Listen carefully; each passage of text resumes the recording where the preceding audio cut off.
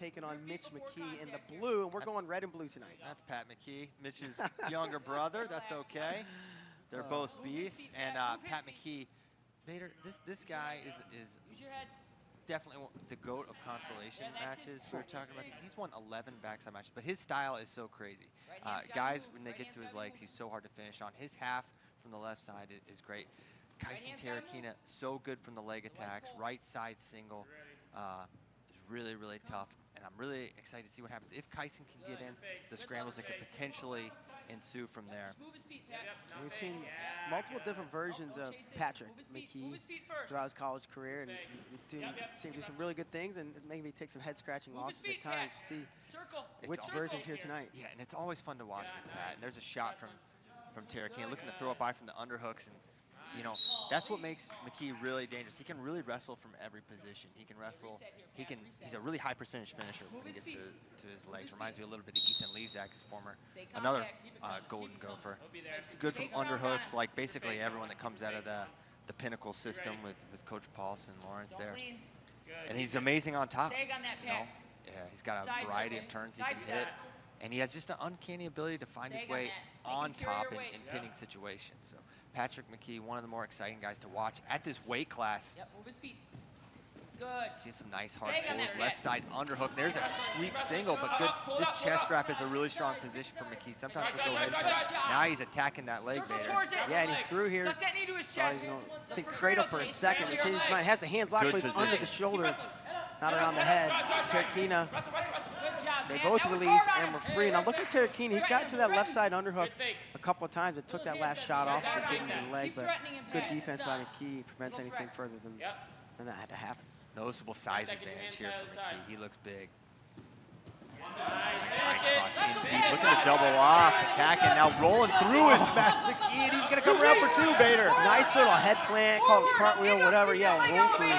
And takedown given for Patrick McKee. He's inside the leg. Now they're both kind of inside the legs as McKee catches that far ankle. Terukina trying to wrestle through. And we're going to see some potential near fall, yeah. Weird position. Man, close to backers, though. Mitch trying to get this weird spot, yeah. Legs are tangled up. They're going to stop it, put him back on his feet. 2-0, though, for McKee, as they're still trying to get those legs untangled. 30 seconds to go here in the first. He's up to 25 now on the riding time. Yeah, I thought Mike could have seen a swipe or two there, but never really got settled for the full 2 count. An unorthodox turning position for McKee, but nothing's really unorthodox for him as he gets a caution. Yes, jump by a hair. Go, Kysen. Red set. Cover. Go. Set. And so still maintaining control from that top position is McKee. Good breakdown. He rides really well with pressure. Driving forward, you see him on those toes. Get back inside when you can. Inside when you can. Terukina stuck down on a hip. As I say that, he comes up to his feet trying to fight, but McKee drags him back down to the mat. Goes right back to that spiral and thigh pry. And a lot of forward pressure here as we see the left hand up on the half. Takes Terukina to the edge and out of bounds back to the center with just a few ticks left on the clock. And Terukina's got to be careful in there with the half on, because McKee will just take you straight over the top with that half Nelson. It doesn't look like it should work, and it just does. And just all of a sudden, guys they're flipped over. Quick jump, nice stand up by Terukina, but he gets put right back down in the ride out, takedown and ride out for Pat McKee. 2-0 with 55 seconds of riding time after the first period. And for Terukina, man, you get in on such a nice high crotch. You get in deep, and the next thing you know, guy's rolling through on you and ends up on top. Yeah, Terukina, we got in twice. One on that left side head inside single, and then he went head outside to the same side, but McKee able to defend both of them and, of course, score the only takedown of this match in that first period. Terukina get his chance on top. Lines up on that left side, looks for a chop. Comes chop on the other side, head Get to the other side then. in the tricep. McKee's gonna fight the hand around the waist. Terukina stands behind him as Pat's up and out. Make it 3-0 now early here in the second. Good job, McKee sealing off that side and coming up. Took his time with it as his coach Zach Sanders was instructing him to do. Heavy hands Terukina, Kamehameha High School in Hawaii. And there's a shot, nice attack from Pat McKee on the edge. Good Oh, forward he pressure. swipes. Big trouble for Terukina, and he's got that toe in bounds. Take your time, take your time. And Coach Zach Sanders once again telling him to take his time. He's in a dangerous pinning situation. The ref is monitoring if he's staying in bounds. There's the pin. What a start. Pat McKee takes him straight over and gets the fall in the second period. All the way out of bounds, one toe for the Gopher, inside the line, and McKee stuffs it, gets it done here in the second period. What a job by McKee. And, you know, it wasn't like a pinning. Underweight, 133 pounds, McGee right away tries to slap at it, Oh, coming great. back. The single attempt was Lucas Byrd. That's Lucas Byrd in the orange singlet. McGee in the white with red trim. Yeah, interesting contrast of styles here. And Lucas is going to want to wrestle from these ties, wrestle nice and tight. Wrestle through that. Both really good from the top position. McGee, best known for his tilt series. He's so good when he gets to your wrist. Roll through, has a variety of ways to get turns. Like to fire in from space. And you see, Byrd does a good job, especially against guys that like to dart in. Keeps a hand on the mat, stays nice and low until he gets to his ties. Wrestles really well out of underhooks, has good pass bys, and really likes that over collar you see him working from. But looking, good lateral movement there from McGee as we get started here. Put him on 2 hands. These two have wrestled in the past, and it was Byrd a winner by fall at a 2021 NCAA wrestling tournament. Jammed up on a collar and ear tie here, close up. Good head position for McGee. It's clear to have a good heavy hands there from Lucas Byrd, who's looking to rebound from a loss first week of the season to Ohio State true freshman Jessie Mendez. Good elbow control there from McGee.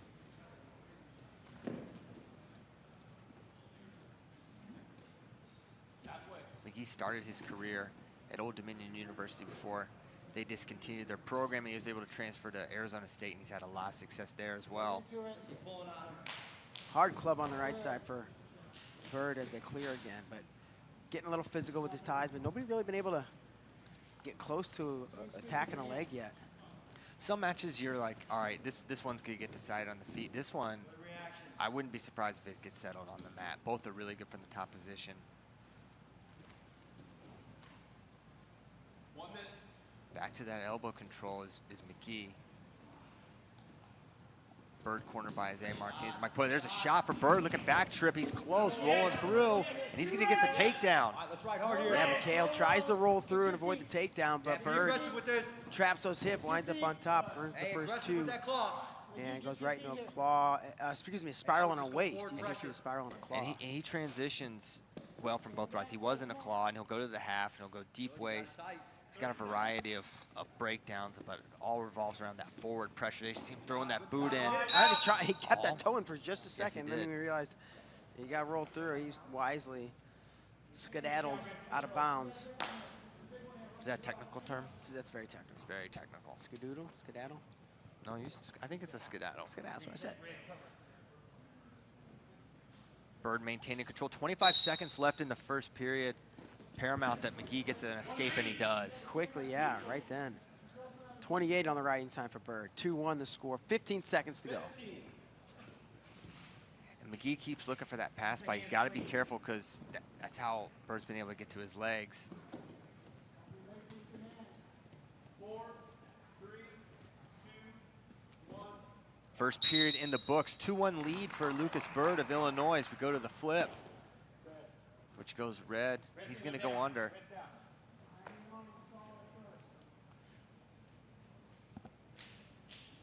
So keys for Byrd here, you got to keep your wrists. If McGee can get his wrists, he could completely change the trajectory of this match. Quad pod right back into him. McGee captures that leg, tries to bring it back. Chop. Almost has him, but doesn't quite get him off of his base. Byrd has his knees under him. McGee still trying. Back to the quad pod. Byrd fighting the hand here. Going to seal it off up to his feet and rolls through, earns the escape. 3-1 now, 30 seconds into the second period. Very methodical escape there from Lucas Byrd as you see McGee continuing to look for that pass by on that left side.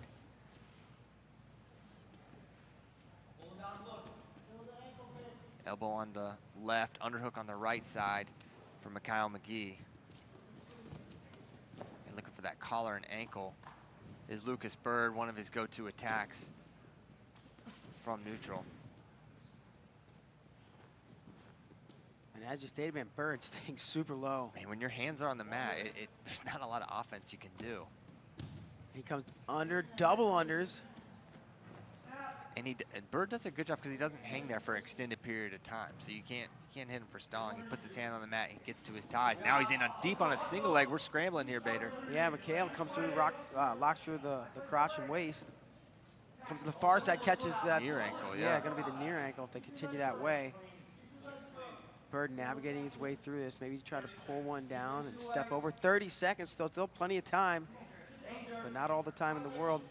Catches the hip, try to circle now. McGee having a hold of that ankle is not allowing Byrd to sit through the legs, trying to turn to his left. Yeah, I'm not sure if Bird's looking for danger or trying to, he's trying to pull that foot down and break 90. And is 90 not broken?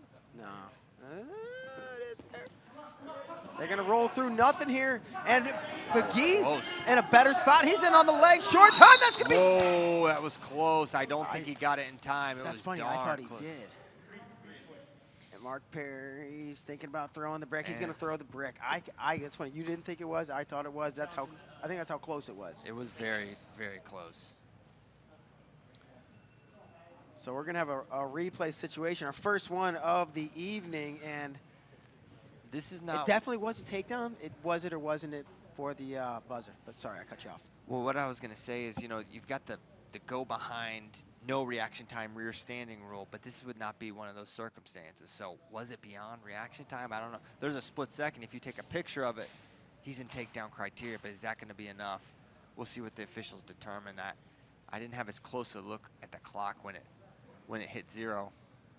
But man, it really looked like Byrd was going to come away with the score there. Really great scramble from McGee. So we're seeing what the ref's seeing, and unfortunately they need the clock. Yeah. So we know that's takedown position, but if you don't know the clock, you're not gonna know. Yeah, that's the actual subject at hand.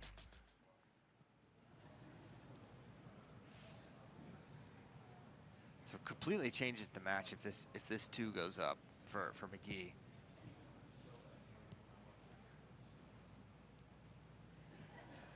That would knot it at 3, I believe. Yeah. But McGee will have choice going into the 3rd. So potential opportunity to go down and get away. Yeah, potential game changer. And the officials are taking a good hard look at it. All right, here they come. So we'll be getting the call here soon. After further review, the call on that is confirmed. No takedown. No takedown. 3-1. Green's going down. Byrd with the lead. 1 period to go. McGee will start underneath. Yep, riding time not a factor at this point, just 3 seconds in advantage for Byrd, who starts this period on top. Quick stand up again for McGee. Nice lift and return. A good reaction. Granby camp, here we go. McGee's up and away. That's chain wrestling, folks. That's how you do it, kids. Steve Martin likes that one. Move his head around. So 3-2. And for McGee, do you say, man, do I want him back on my leg again? Because he's not been able to create any offense for himself. Is it going to have to come out of a scramble or a re-attack type of situation? And if you're Byrd, do you test the waters again knowing you've got a leader? You just kind of take some ground here. A lot of tactical decisions got to be made here by both wrestlers. Keep the hands clean.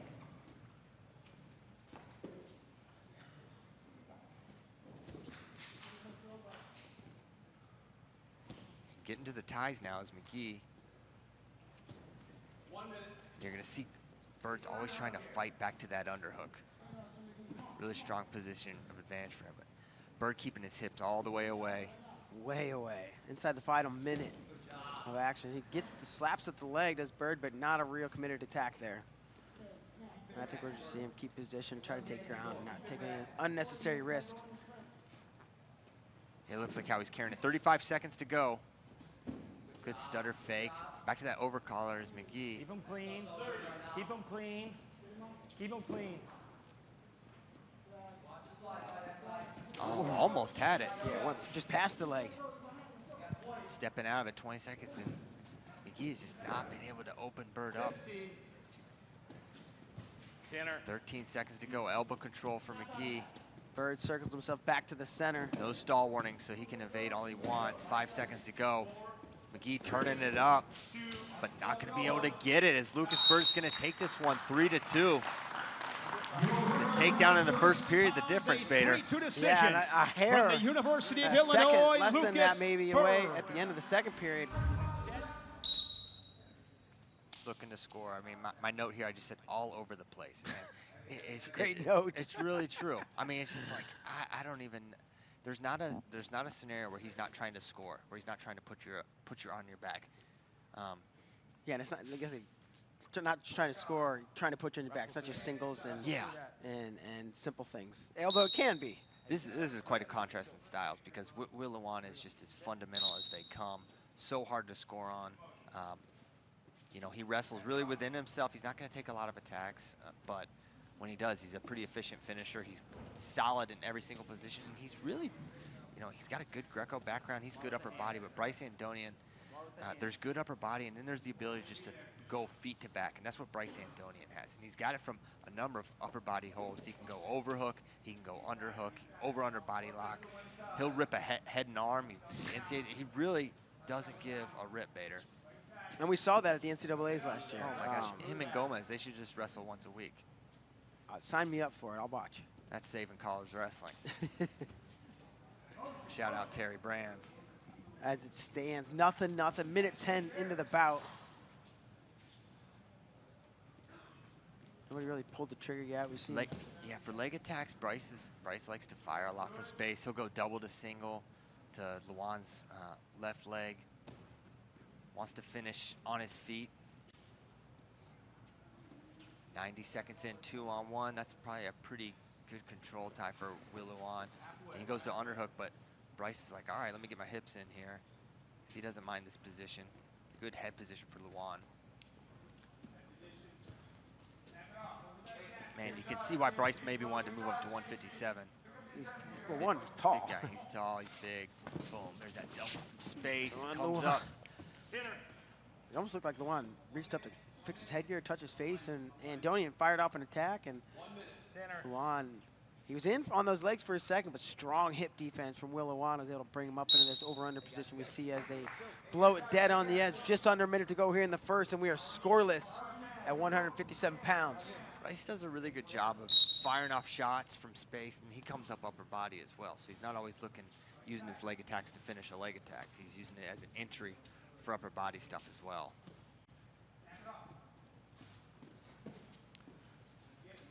.40 seconds to go here in the first period. Underhook on that right side for Lewan as we are scoreless in the first. A couple of shots from Bryce Andonian so far. Action, guys, action. And good head position there for Will from that underhook. Yeah, you wonder if there's a little bit of a feel-out process here because not a whole lot of committed attacks on either end as we go 15 seconds left in the first. And I wonder if they, as they say that. Hands well. Lewan fires off an attack straight on Huge double. takedown. And a big takedown with short time left, just a couple seconds to go in the period. Lewan's gonna have a 2-0 lead heading into the seconds, picks up the last 6 seconds of riding time there in that period. Yeah, textbook double leg there. He timed the hands perfectly of Bryce Andonian. Fires off, double leg, sets him to the hip. Takedown too, and at just an absolutely critical time in the match as time was expiring in the first, so you get the full complement with the ride out. Now he'll start the second period underneath Will Lewan, and he's about up and out. 3-0, great start for Will Lewan. And I don't remember who it was against, but last year at NCAA, Lewan had an escape in like a restart with 1 second to go. I think this ended about to overtime, so tough on bottom. And can get quick escapes when he needs to, as we saw just now. Yeah, and Andonian's gonna have to turn it up a little more here. He's gonna have to create some more exchanges. He beefy wrestle, just kind of a closed off, more fundamental match. That's going to favor Lewan, who's nice stutter fake, almost had another opportunity to get in there. You see Andonia kind of keeping his hands down. Doesn't want to give up another quick double from Lewan. Minute 14 to go in the second period. 3-0 lead for Lewan. And Lewan currently peeled his back of the hands on that head as I say that Andonia pops it off. He was keeping good pressure on the neck, and a double leg again. Yeah, he timed it, and then better reaction though from Andonian. There's that body lock. Here we go. Things could get fun. We'll see if Andonian steps in. Wrestle through that. Wrestle through that. Andonian releases that, clears out of the ties. 40 to go now in the second. 3-0, Lewan with the lead.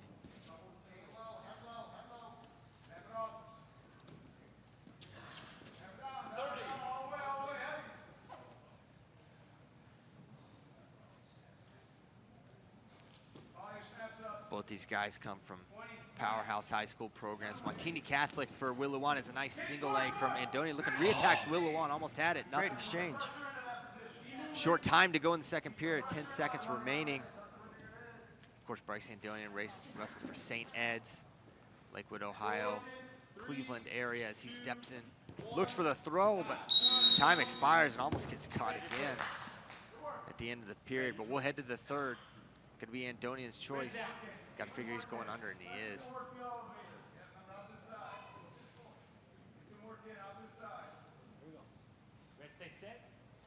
Lewan covers from the left side.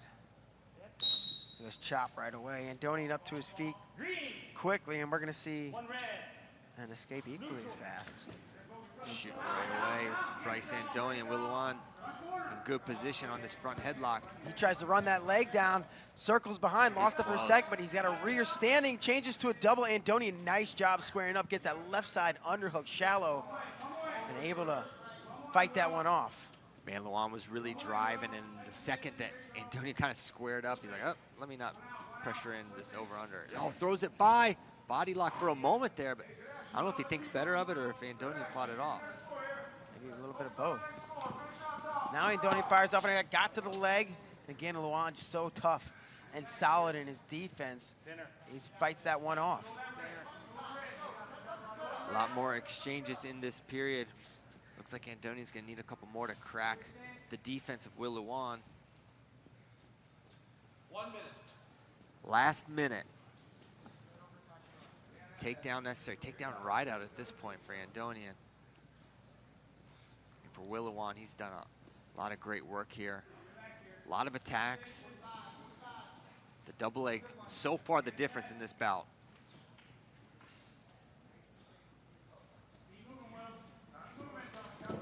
Clears the tie, shoots in, comes underneath is Bryce Andonia, but Lewan really strong there, great in this short offense position.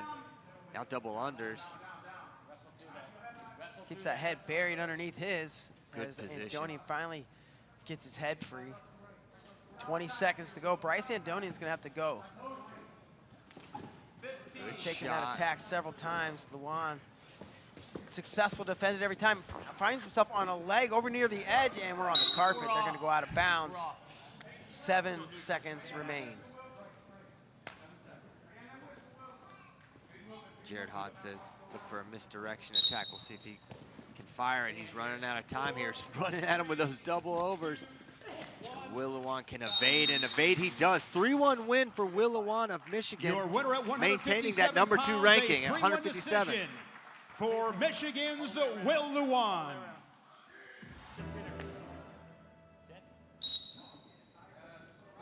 Jacob Warner in the black, number 4, Rocky Elam in the white, and that's Elam's go-to shot, the head inside single. He circles the corner, and he's gonna score the first takedown on Jacob Warner. And Elam, a late replacement in this event, just a couple weeks back, took the match, and he's out to a hot start here early on with the takedown against Warner, returning national finalist at 197, who's up to his feet and away. That was some intense hand fighting to start it off, and Elam sending an early message, getting to his go-to leg attack. He's really good at getting there. He's a really strong finisher. If you watch his Junior World Final, man, he had to work through maybe 30, 45 seconds on this finish.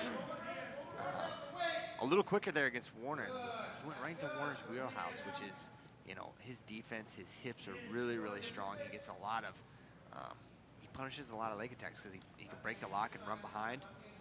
Not able to do so yet. Nice Hard left sting, perfect. Heard it here through the headset and everything. Perfect connection from Warner there. Very heavy hands. Gives me a headache just thinking about that.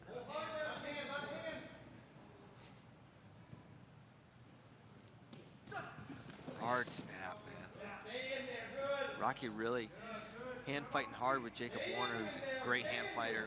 Both highly credentialed to the international styles as well. Both have made age-level world teams and medals. Over tie there for Warner. He snaps it off. Another hard left sting. Bop as he collides with that headgear. Warner trying to take a little bit of ground here, not let Elam breathe, moving forward. Elam has been doing a decent job of using his length and not letting Warner get too close, but now we see him inching his way in that collar tie. Both these guys have really nice single legs. We'll see if Warner can get to his. Club and sweep from Rocky Elam. He's a little extended, but he's not bad there. But there you see the hip pressure of Warner breaking that lock. But Elam does a good job clearing out of it. Hand all the way down for Elam for a moment, then they connect. 30 to go in the first period. Coach Brand's asking Warner to dictate, wants him to control center, dictate the pace. 15 seconds to go here in the first period. Elam up 2-1.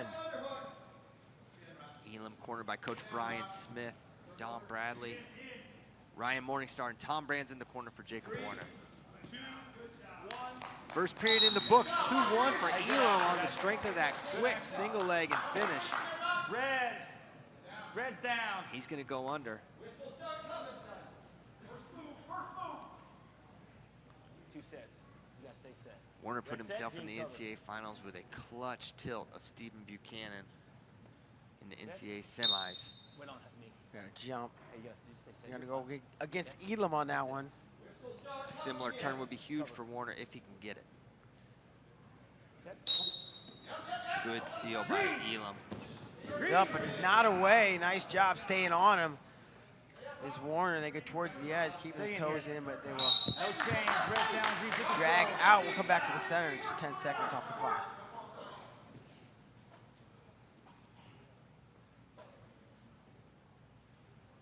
Elam gets set. Just 10 seconds ran off there.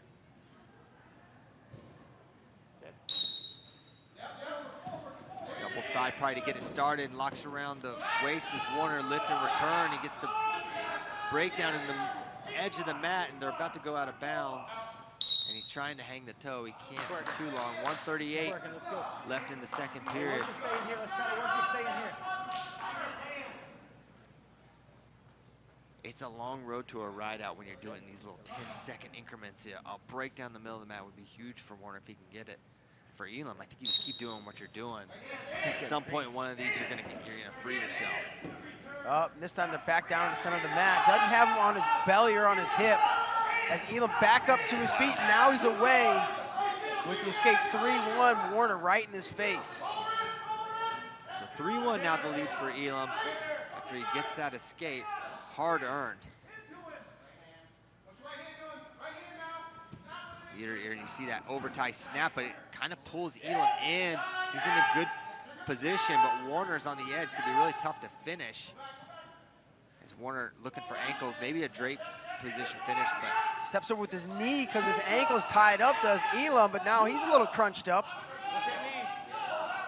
it's so hard to finish from here. Yeah, especially on the edge. I think we're gonna see a stalemate, but we'll let it They're letting it go. continue. I like the slow stalemate there. See what Agreed. materializes. Blood green. At this level, it's so, the leg attacks are so hard to come by because the defenses are so good. All these wrestlers, especially you know, an event of this magnitude. Oh, I'm sorry, blood red. And Warner got a little cut. I think it's on like on his left temple or on the side of his face there. So they're gonna get it cleaned up. Oh, and there's blood. That would be. Speaking of blood. Yeah, I think that's what's going on. So let's see. It's a nose. Could be the reverberations from those left-handed clubs, just like shaking the blood out of his face. I see a replay.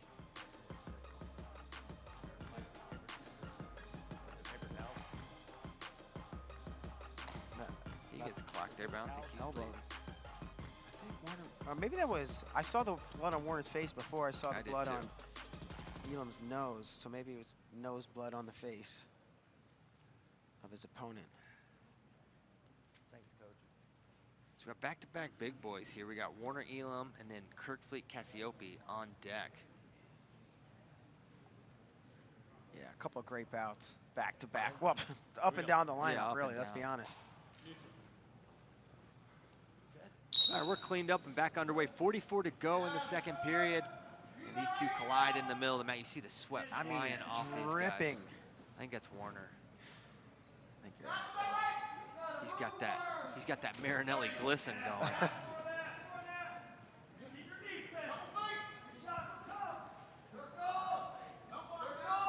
Elam doing a good job of, you know, controlling center pretty well, not letting Warner back in once he got him to the edge there.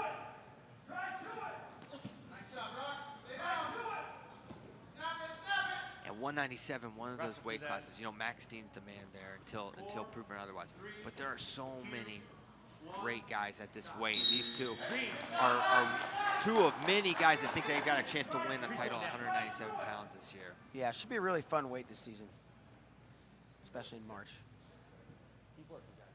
Reset, red cover. Don't rush to the end, Bader. I'm not rushing to the end. I'm alluding to the end. You're rushing. Pile. Impatient Bader. One green. There we go. Baders, and their quick escape, quick escape makes it 3-2. Elam in the third. Takedown necessary for Warner if he wants to get himself back in this match. No stall warnings in this match or tonight, which you'd love to see it. Yeah, nobody out here to protect anything. Number 1, number 2, number 6 or 10. So far, so good. They're letting it hang, letting it fly. Oh, and another sweep single and a re-attack. He was close there. Both guys were close. Yeah. You saw Elam time the reach of Warner perfectly, but Warner was able to react expertly in his own right and nearly had the re-attack, but nothing. Double leg from space. That's where you got to be careful if you're Elam. This is a good position for Warner, but look at Elam building. Shoulder buried, yeah, circles at the corner. He's out of danger. Could turn it back into his own offense as he has that leg hooked and he's going to collect the takedown on the edge. Rocky Elam doesn't close it because we got a lot of time left, but being up by 3 with 52 seconds to go, he's got to feel like he's in a good spot. Earns 2 takedowns here in this bout. 5-2. Reset, red cover. Quite a statement for Rocky Elam. Everyone knows how good he is. He's an All-American. He's done a lot in his career, but this is definitely one of the bigger wins of his career. Is now he's got that far wrist for a moment. Yeah, had it trapped. 40 seconds to go. This is a classic, you know, scenario you drill in the room all the time. Down by 3, you need an escape takedown. Short time to go, and they're going to hit Elam for stalling. I don't hate that call, right? Blood all out here. You understand, right? You get a rear standing, you're on the edge, you kind of wobble your way out of bounds and step out, and you can see it. Don't like Missouri. Yeah. You just love the stall calls. Something like that. I understand that, but again, just point straight off the mat.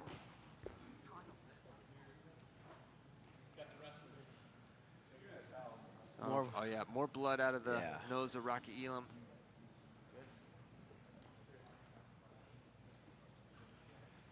And man, you saw how he just kind of methodically got that finish. You know, he shoots this, he shot that double, kind of extended, head down, but then somehow found his way in really good position on that single leg and used his length well to step behind, scoop that ankle, and get the finish. Yeah, impressive go so far. 33 seconds on the clock. Rocky Elam up by 3. Warner down to the mat. He's looking for a switch, And Warner's gonna need to cut him now, and it's gonna be a 1 takedown match. Warner sliding all over the place, and they're out. Jacob Warner's a slippery mess here. This is slick. 22 to go, but a takedown with Tide. Needs a takedown and a right out to force overtime. Green. Here we go. All right, we're going 22 seconds to go. Warner needs a takedown. Wow, Nice that was shot, smart. Elam. And some guys are gonna go into defensive mode, and look at that! He can get it. Wow, Might get a takedown, near fall, looking for watch. a near fall. 2 takedown, Elam needs the escape. And he can afford, Warner can afford the stall call here, and it probably be wise to eat it. And that's gonna go, so it was Elam with the attack on the late restart, in on the leg deep. He didn't warn Warner, though. What's that? Hey, 2 minutes. He held it, but he didn't hit. 2 minutes. Maybe that's a signal. So 6-6. Here we go. Elam was in such good position there on that finish, and then Almost like he got in deeper than he was anticipating, and then that gave an opening to Warner. so 6-6, just like that. Now a takedown win, and if you don't know, last year they started 2-minute sudden victory, and then they go to tiebreakers, and tiebreakers almost always will decide it if you get there, because riding time differential. Even if it's 1 second. 1 second, that'll do it. Now, if you're Rocky Elam, you're like, well, I've taken him down twice, but the last time I shot, I got countered. Very crafty defense. There's a shot. I think if you're Elam, yeah, you go back to the single leg if you can. He's gonna go double, and Elam in position. He's gonna score. Rocky Elam, 3 takedowns. The third one seals the deal here in overtime. 8-6 decision. He's gonna be an 8-6 For winner Missouri's over Rocky Jacob Elam. Warner. Impressive performance. Cassioppi leads the series 3-0. Well, every time the score's gotten closer. Will this be the time Kerkvliet will be able to flip the script? And it looked We'll like find out Kerkvliet soon. had it at Big Tens. He got the takedown, was riding, and he got reversed late to send it into overtime and give it the takedown in sudden victory to give Cassioppi the 3rd win in the rivalry. For Kerkvliet, if he's attacking from space, that's where he's most dangerous. Fires off doubles, double to single from space. He's got great speed to the leg, and he's a strong finisher. Cassioppi wants his hands on you, wants to move you around. He's got a really nice high crotch. He finishes at a pretty high percentage when he pulls the trigger. Cassioppi out of Illinois, Kerkvliet from Minnesota.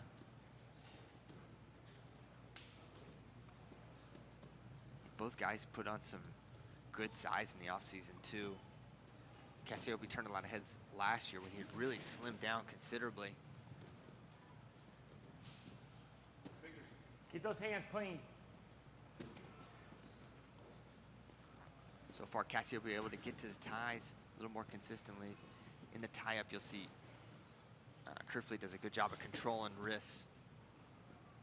A little stutter. It's an interesting rivalry with these Big Ten heavyweights. Kerkvliet's been able to have the edge against Mason Paris. Mason Paris, the edge over Cassioppi, and Cassioppi over Kerkvliet.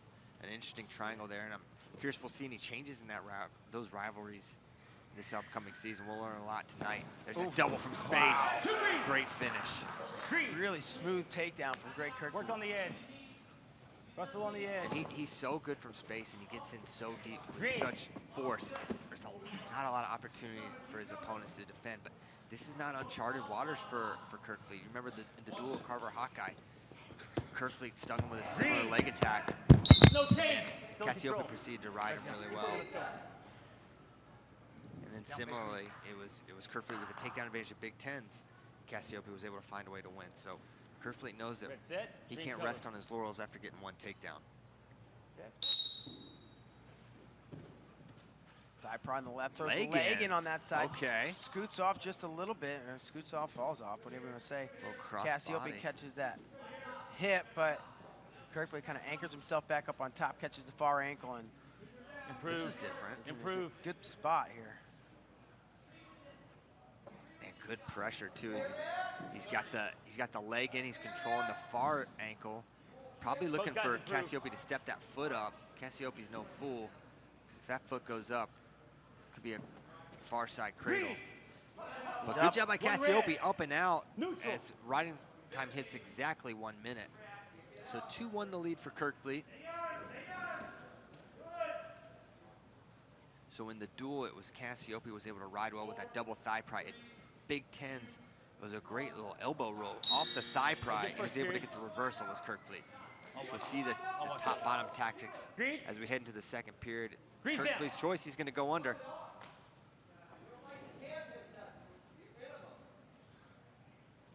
Stay set, ready to cover. So here's a big test for Kerkvliet. Back to the thigh pry for Cassioppi, trying to build his Kerkvliet.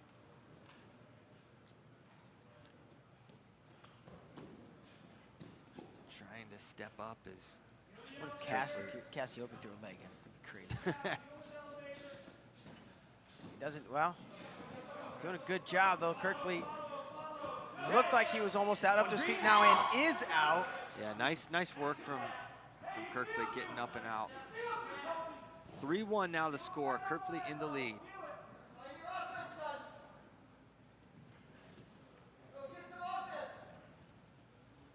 Keep those hands clean.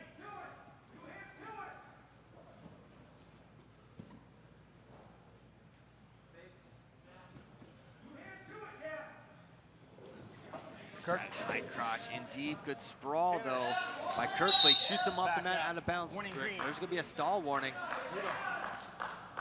That gets Kerkvliet, and Cassioppi was, seemed like he got in pretty decent on the leg, but good job sprawling and off a second effort as well. And Kerkvliet comes in a shot, and immediately he's gonna score the takedown with a minute to go here in the second. He goes out on a 5-1. Boot and right back in. Again, yeah. Throws the leg in on the left side, and he's in a decent spot, has that right hand on the ankle, anchors himself back in on the top position. Cassioppi swims watch through. The reversal here. He'd like to step over, but his leg's stuck. But he may, this is close. This is not a great position for Kerkvliet. I don't think it's where he wanted to be. Scooting well though. Gosh, yeah. He's actually okay. He's got his legs locked. Cassioppi seems so close, but so far away in that position. I feel like you're right there. And now he's gonna try to go the other direction. Almost on top. He's in trouble. Big reversal there. 5-3. Riding time at 122 for Kerkvliet. Now coming down with the last 5 seconds of this second period. Big reversal getting that late, under 10 seconds to go. Those are big points. Cassioppi's choice. Going down? He's gonna go under. You gotta figure. And is that boot coming back in? Because if he gets reversed again, reversal, ride out at the right time, could send this into sudden victory yet again. If you're Kerkvliet, you've had the advantage from your feet. But the stall call, Bader, is looming large. If they get back on the neutral, he's gonna have to stay engaged and wrestle. You gotta be careful rolling around there if you're Cassioppi. Yeah, I thought maybe a 1 count was coming. Wasn't quite long enough. Kerkvliet just holds on to a wrist and a waist right here. Pulling that wrist, looking head lever. A la Spencer Lee. He's sitting on that ankle. Now riding time approaching 2 minutes now. Cass up, fighting, and he's away. So 5-4 on the scoreboard. 2 minutes of riding time for Kerkvliet. And that is just about locked. And now it is locked in, so that point's coming. Effectively a 2-point lead for Kerkvliet. So either quite a few stall calls or a takedown for Cassioppi necessary. We're coming up on a minute to go. And then not just a takedown, but a takedown right out. Yes.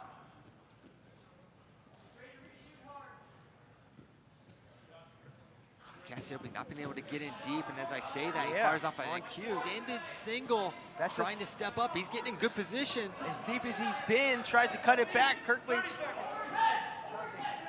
I don't know if he's gonna be able to keep him balled up here.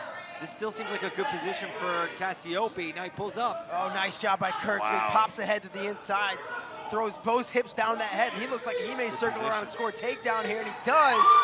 And that's seemingly gonna ice it for Greg Kerkvliet, up by 3, effectively 4 with 10 seconds to go. Man, Cassioppi was so close on that finish. Great defense from Kerkvliet. Valiant effort from Cassioppi, but Kerkvliet's going to get over the hump here. 8-5 winner over Tony Cassioppi, and he's going to hold on to his number 2 ranking. An 8-5 decision for good, Penn solid State's match here between the heavyweights. Kerkvliet. And quite a few 3 takedowns for. We're doing freestyle, Bader. Do you remember that? I do. I love freestyle wrestling. We are underway, 191 pounds. That's Kelani, Corbett, and her opponent, Sydnee Kimber. Kimber in on the shot from space, and as you said, she won just a couple weeks ago, about a week ago actually, in a takedown early as they go out of bounds. And it's going to be Kimber with the early lead. Remember, they go back on their feet, then don't go back top bottom. Is that right? Back to freestyle. No riding time. Watch the hand.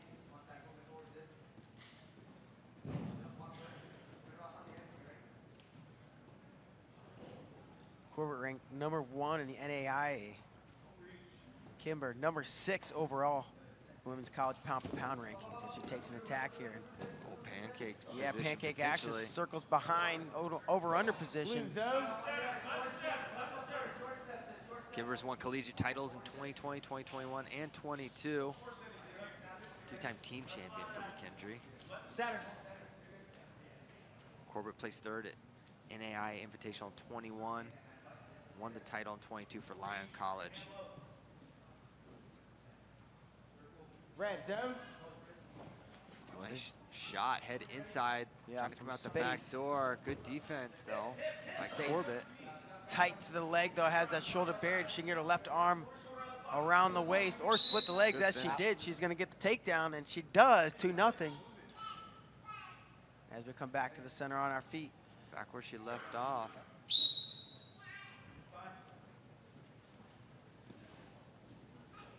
Good start for Kimber.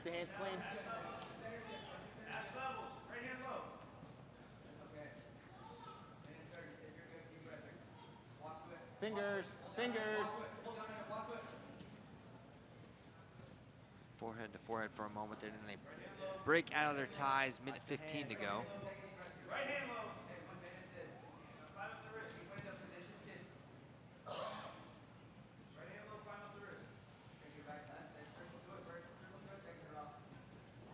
And 2-on-1. Attempted there for Corbett, can't get in though. Blue action.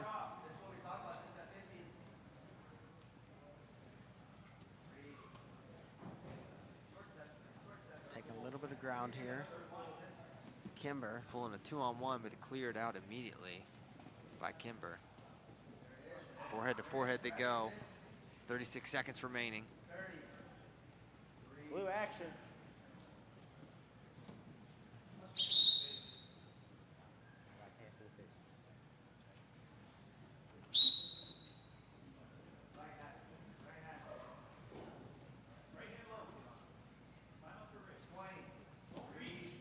Good head taps and fakes. We're coming up on the final 15 seconds of this freestyle bout.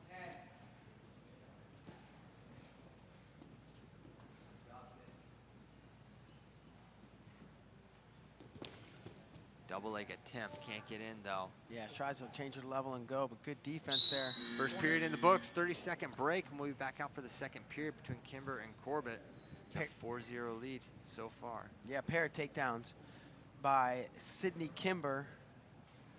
Puts us where we are here at halftime.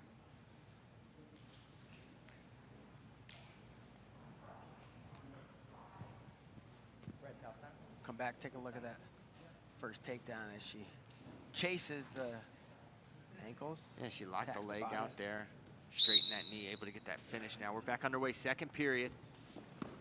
Another shot in pretty deep. Yeah, she's in deep, extended though. Good defense here by Corbett. Continue. She needs to not just defend, but try to score off that attack if possible, but as it is, they're back up to their feet, no change.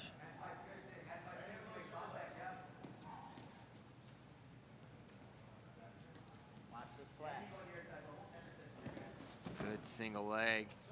Back, similar Once again, position. Extended. Yeah. Tough to finish there. And quick stalemate.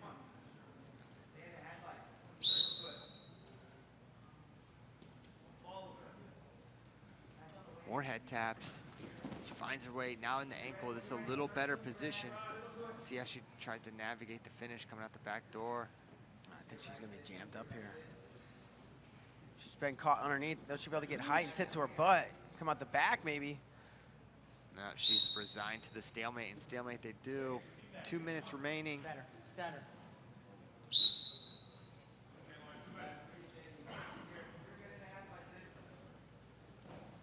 No shot clock warnings at any point. I like that. Yeah, I don't think they've been necessary. Blue action. Kimber fired off a lot of leg attacks. Corbett a little more reluctant to pull the trigger at this point.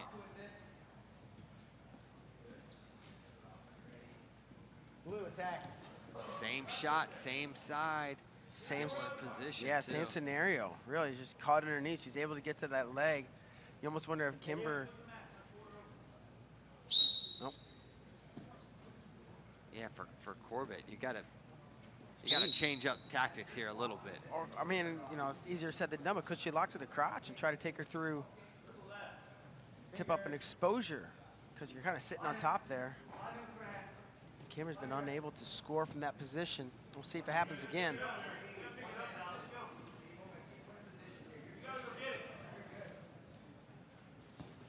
Oh, low level again.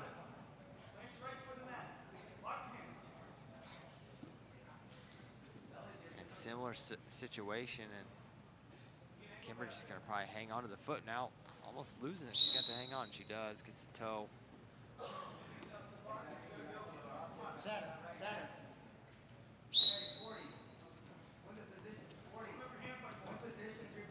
Keep the head clean.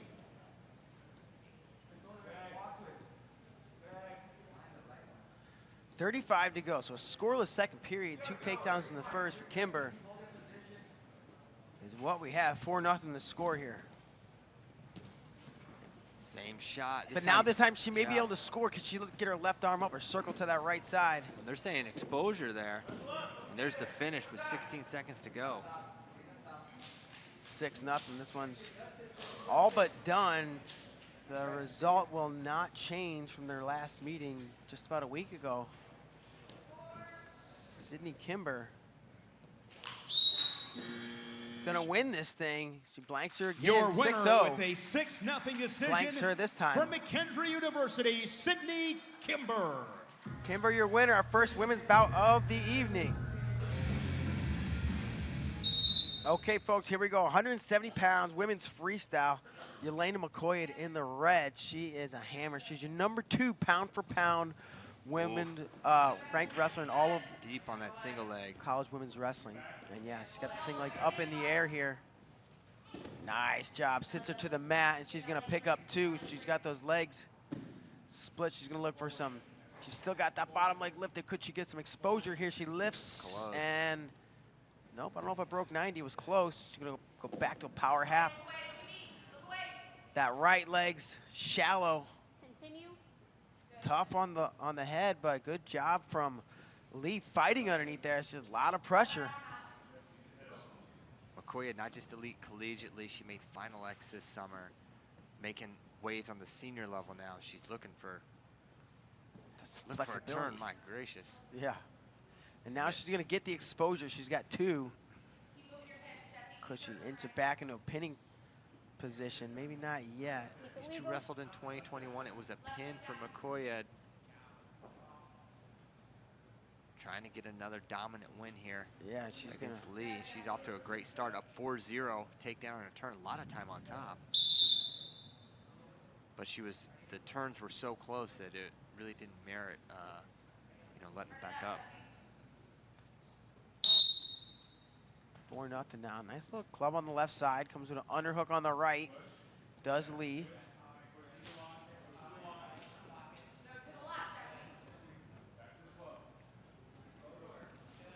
Nice shot. Yeah, straight on single once again. Same finish. Brings it down, back down to the mat. She's gonna go gut to the left and tips her up. Not rolls her through, but tips her up for 2. One more. And another set. It, Makoyed. 10-0, that's it, Bader. Wow, just like that. Points rack up quick here in freestyle, and that's gonna do it. Yelena, Makoyed. For the hump against Aaron Brooks, and we are underway. 184 pounds, #1 Aaron Brooks from Penn State taking on #2 Parker Keckeisen of Northern Iowa. And high output is how I would describe Parker Keckeisen's style. A lot of attacks from a lot of angles, as you see Brooks looking for an angle, well defended at that point for Parker Keckeisen, who's driving him out of bounds. And there you see Brooks getting to his trusty left side underhook. He is so good from this position, moves guys around really well. And there's that collar and ankle, beautiful attack and a quick finishers. No opportunity for defense there for Parker Keckeisen. Aaron Brooks jumping out to a 2-0 lead. And right away, Keckeisen makes his way up to his feet, earns the escape, cuts that lead in half, 2-1, just over 2 minutes to go. Big snaps there for Brooks, using that elbow. Man, you don't know where he's coming or going. He's all over him in this first minute here. Yeah, what direction is he at, coming from? And they're hand fighting hard so far. Keckeisen from Wisconsin, cornered by Coach Lee Roper right now, who's still in his sweaty workout gear, like a beast. Coach Cale Sanderson, Casey Cunningham in the corner for Aaron Brooks, who pulls a 2-on-1. There's a shot, man. There's a lot of exchanges here. Beautiful re-attack by Aaron Brooks, building up, looking for the finish. And I thought he had it for a moment, not quite. Now he's got the edge to navigate. Good position here for Aaron Brooks. Yeah, Keckeisen not out of trouble yet. Another takedown for Aaron Brooks. My goodness, 4-1. Great start for the Penn State sort of senior, sort of junior. He's got a year left after this. Eligibility is just kind of out the window with the. I don't know what year anybody is. I don't even know what year it actually is, Bader. 1987. Yes.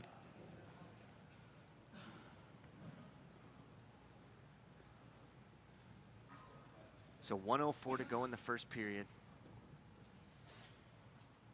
Keckeisen underneath. Encouraging clap from Coach Sanderson as Keckeisen gets set underneath. Brooks lining up on that left side. And whistle start back underway here in this first period as Keckeisen looking for hands, trying to come up and out, get another escape, keep himself in this match. Good pressure on top there from Brooks. Yeah, he's got that wrist. Yeah, for a second I thought it was locked hands, but really, no, he's holding on to Keckeisen's hand. It really looked like it was. Yeah.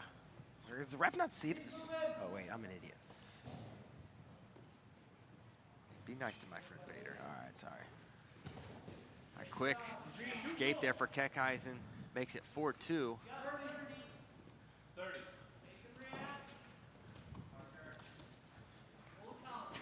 Back to that collar and ankle for Aaron Brooks. And he's been hitting that since high school, and I'm sure it's only gotten better since getting to the Penn State room where they've got a couple legendary ankle pickers,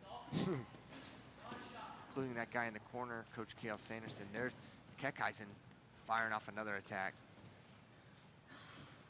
4, 3, 2, 1. So time runs out in the first. A pair of takedowns by Aaron Brooks, and he looks sharp early on so far. Set kind of a furious pace. I'm not sure that's even tenable, that level of output. Keckeisen going to go underneath.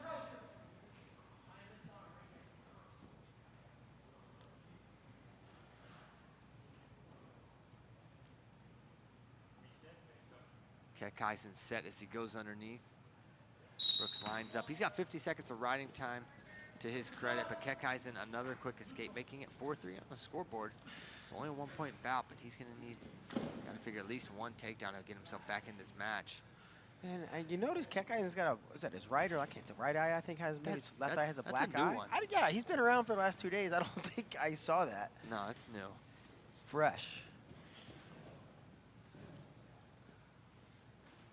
Pawn at that head is Brooks. Oh, but then so he drops quick. right in on that low So ankle. quick, paws to one side, changes level, darts in, and converts it to a takedown. Now 6-3, riding time up over a minute, about 1:20 left here in the second. Man, great performance so far from Brooks. Dropped in on that ankle so well, and really no opportunity to defend. And really, these two, you know, they wrestled a bunch. Brooks has won every one. There were some close ones, some blowouts when they were younger. But both of them in college have been nail biters. And this one, it's a 2-point match. It's, you know, 3 takedowns to none. Folk style scoring can do that sometimes, especially if you're not right. Now looking re-attack just to go behind there. Make it 4 takedowns. Hands touch, my goodness. Aaron Brooks looking fantastic.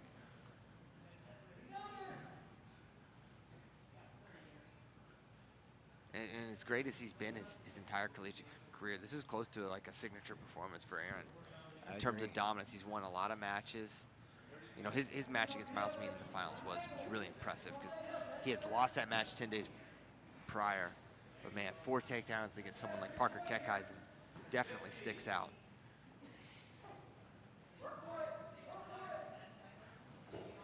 And approaching the ride out, 2 minutes of riding time coming for Brooks. And escape. Keckeisen is not going to stop wrestling. Oh, did they? Are we neutral?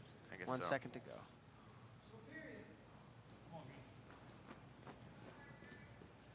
So 8-5 on the scoreboard. Brooks going to go underneath. So great to have the All-Star Classic back, Bader. Got to give a shout out to Aaron Brooks' father, Johnny. Put a lot of work in to help put this together. Definitely appreciate that. As Aaron's underneath now trying to get away, extending his lead.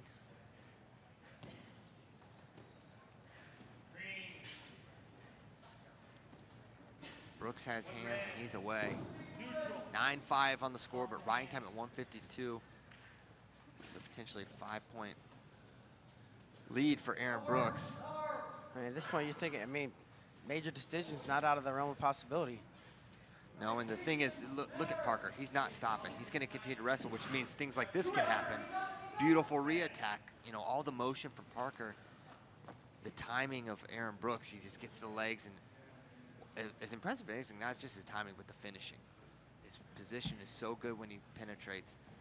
Not a lot of opportunity to defend, and now riding time all but locked in.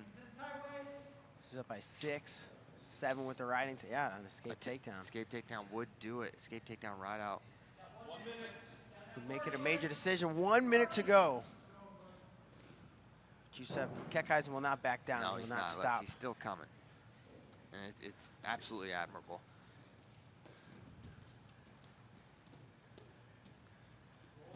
Pulling on the head is Parker Keckeisen, getting to his collar tie. Brooks really keeping his hands down. He's really not engaging in the hand fight. It's kind of interesting. 30 to go.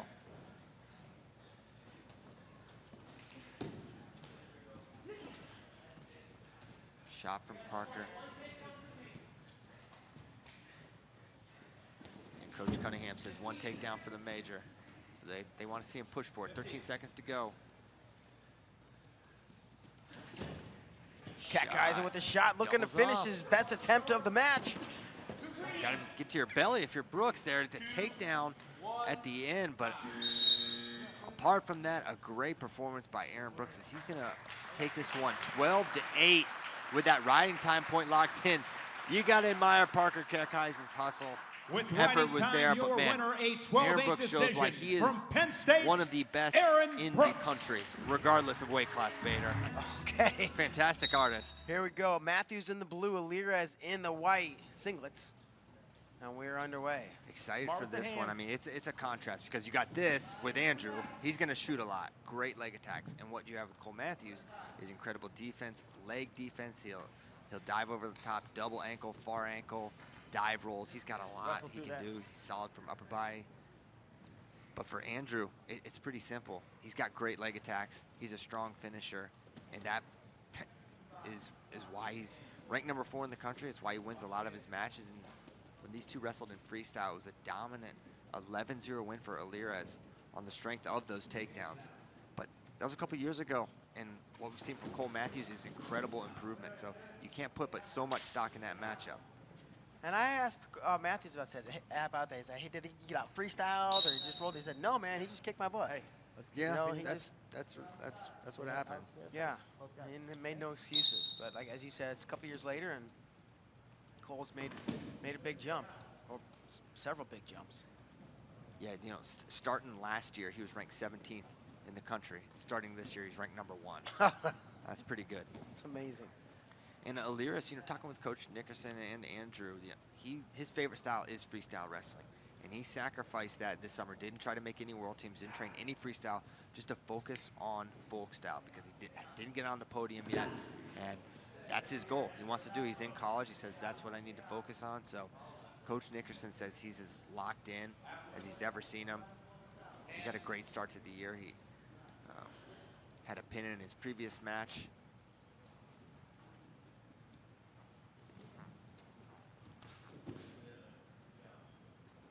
Matthews, a pretty reluctant leg attacker, and I think he'll be the first to admit it. He's not going to fire off a lot of attacks. Ooh, someone got somebody. That was left hand from Matthews. His hands were moving too fast for me to process it. Oh, double, but good. And this front headlock for Cole is really, really solid. And maybe Alirez knew that because immediately he got back to his feet and fought out of that position. You've got to. You can't hang there. He'll go head in the hole. He'll run behind you. It's so tight. So Alirez definitely looks well prepared in that position. But as you get tired, it can be a little tougher to clear out of those positions. And Andrew, he's been favoring his double leg, but just typically he fires off a single leg to Matthews' lead leg. I wonder if we'll see that attack. Goes the other way. Almost there. It's like he was there in time, just wasn't able to get a hold of that leg. Keep the hands clean. Well, these guys stayed pretty close to home for college. Alirez from Greeley, Colorado, where Northern Colorado is. Reynolds High School for Cole Matthews in Pennsylvania. Now he's at Pitt, and there's another shot. And the accumulation of those might get the fist in the air for Cole Matthews and then give it a stall warning. Red, what do you want?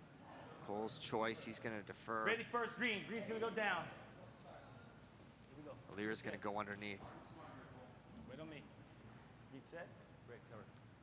Set. Matthews lines up right side. Quick stand-up, all but out in a reversal in maybe 1 second, Vader. Yeah, 2 tops. One red. Neutral. That looks like you firing off from the bottom, Vader. I mean, you know. It's been said. So I've heard. So 2-1. Alirez leads. We'll see if he continues to attack at the clip he was and what adjustments Cole may have as we're back neutral after about 4 seconds combined of top wrestling.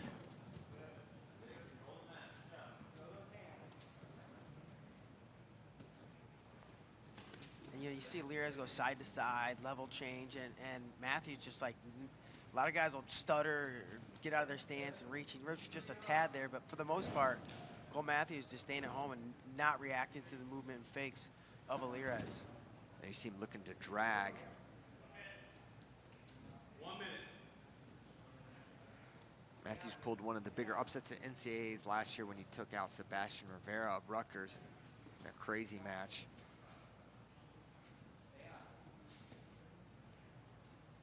Action, guys. Action.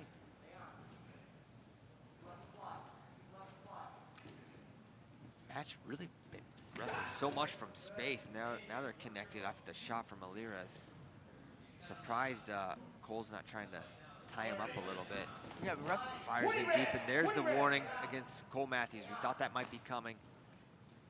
They've wrestled from space, and there have been shots. We haven't gotten to a lot of wrestling positions except at the beginning of this period. Right. And it was like boom, boom, one guy reversed it, the other guy's out. And then there's a lot of what we're seeing here. Now there's a wrestling position as they say that. Alirez is on the shot. It's going to come out the back. Matthews draped over the top, locked through the crotch and waist, and he's going to hang on to it. 3 seconds. We're in a scramble. We're not going to see a score. Matthews is going to hang on to that leg. We're going to go to the third period, 2-1. I think we should have an emergency authorization to extend the period. You know, Yeah. like just boom, extra 30 seconds and just take it off the third to finish that exchange, because I wanted to see how it played out, because it was right in both guys' strengths, honestly. There's escape. We're not at it 2, but the stall warning looms large against Cole Matthews. Another one will put Alirez up by just a point. You wonder if that's in the head of Alirez. Hey, keep my attacks going. Get this thing. If I can't score a takedown, I've got him hit once. Maybe I can get him hit again. It needs to be in the head of Matthews too, knowing like, man, I'm not gonna be able to stand here and play defense for 2 minutes and not go unscathed in all likelihood. Keep the hands clean. And it's a credit to Matthews' defense that Alirez has been able to fire off as much as he has and still come up empty-handed. Hence the stall warning, right? Yes, indeed. Of course, Alirez filling in for Real Woods, who was scheduled to take this bout, had to pull out. But Alirez, a very game competitor. There was no hesitation. As soon as he heard about the opportunity, he was in.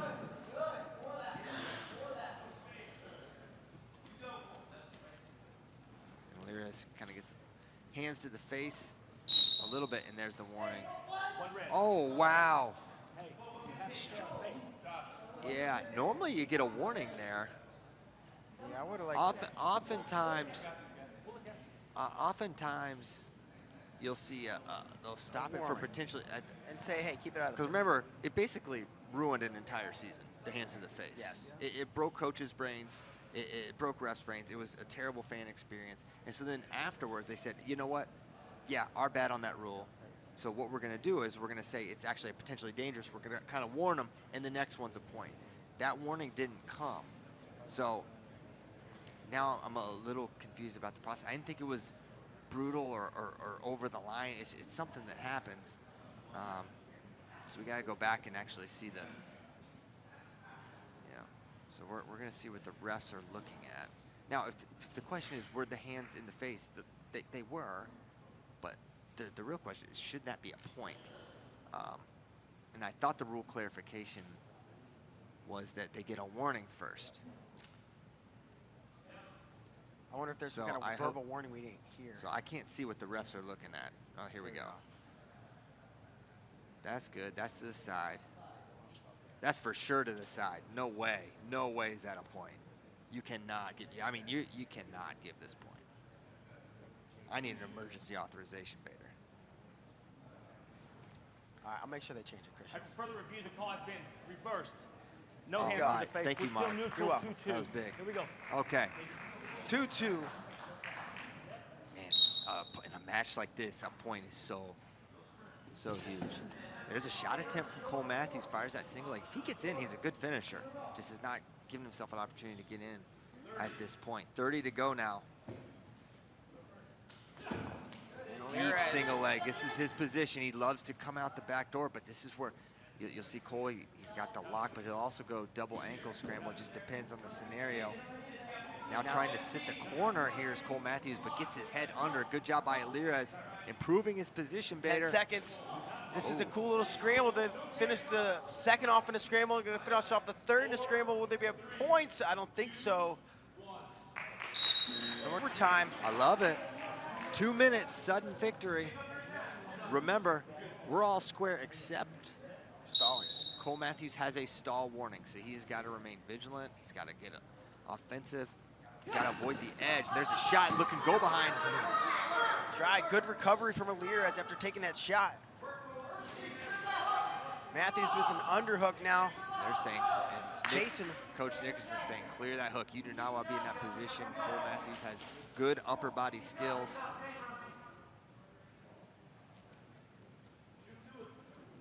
As you said before, a 2-minute sudden victory on the feet before we go down on the mat for tiebreakers. Former rule is just one minute on the feet. And this will be the only time they get to go on their feet here in the overtime period. Well, it could go, if they both ride each other out, And or it's- ride each other, they will. Yeah, I guess you're right. If it is not at 100% after riding time. We almost saw that at the Keystone Classic. Is the only reason that was top of mind. Minute to go here.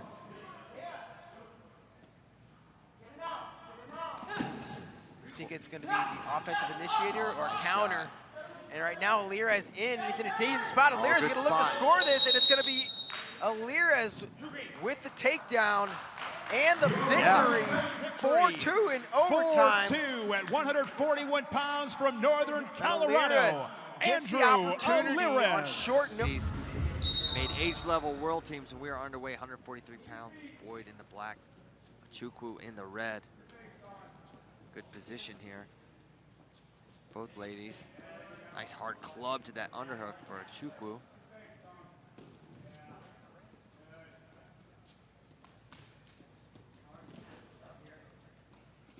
Adaugo ranked #1 at 136 pounds NAI. She's just number 3 pound for pound wrestler. And we're gonna go to the edge. She's gonna score 2. Great pressure there to start it. Good upper body exchange. And really, you normally see that from that kind of pressure from the underhook. She actually had an overhook there. Hard pressure, got that takedown, 2-0 lead.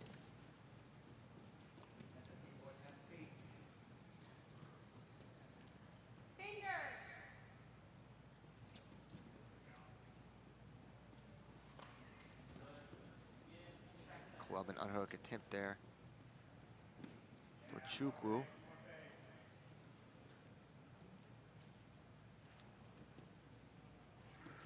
Wrist control, little fake shot there from Alara Boyd.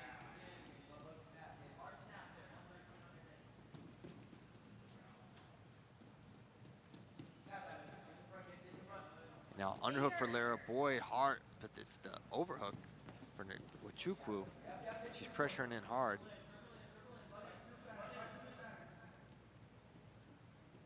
Head position for Nwachukwu as Boyd tries to utilize that underhook, but it's tough without good head position. Now they clear out, hanging on the wrist, now cleared out. Minute 26 to go in the first period. So just the one takedown at this point. Early on for Nwachukwu. Threatens for a low shot. Boyd throws both hands on the mat. Defense. And the official indicating towards Boyd. Nwachukwu definitely been looking to score.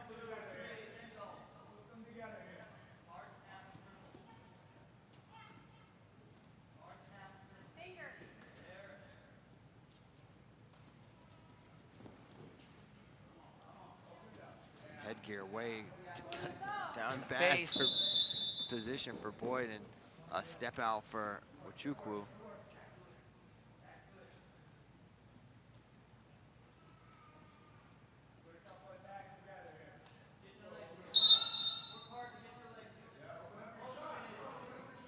Back to that underhook for Alara Boyd. Now this time she's got head position. Let's see if she can utilize it. Down 3-0. See if she can get a score.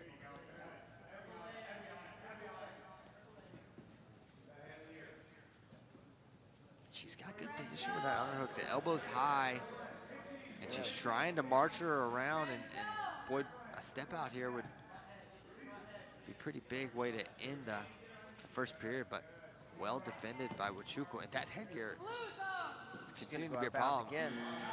Wow. Oh, they say 1. And just saved by the bell is Alara And Boyd, actually- is Nwachukwu, and it might have got white paddle. Yeah, it did, a white paddle. Let's check out that first takedown in this first period, 30-second break.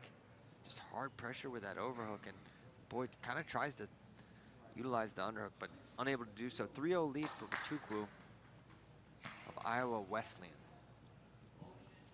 Cornered by Cash Wilkie and Jake Cadle, former Iowa wrestlers. All right, we're ready to go. Second period underway, 3-0. Good Adaugo pull there with the by lead. Boyd. She lost the headgear. I guess it's wise choice. Yeah. Probably knows she's got an ear that's blown up. Yeah, probably that's the case. These ladies are so used to freestyle, probably not wearing a lot of headgear, so. What do you think, college wrestling? Should they have to wear, men's college wrestling, should they have to wear a headgear, Christian? These are grown men. They can put on whatever they want to wear. If they want to wear it, wear it. If you don't, don't. As Nwachukwu pressures in. They're gonna call 2, 1, and 1 confirmed. So another step out makes it 4-0. Open up your shots. Hustling. Open up your shots. methodically building this lead here. 2:18 to go. Our freestyle 2 3-minute periods. There are no ties. At the end of 6 minutes, there will be a winner no matter what.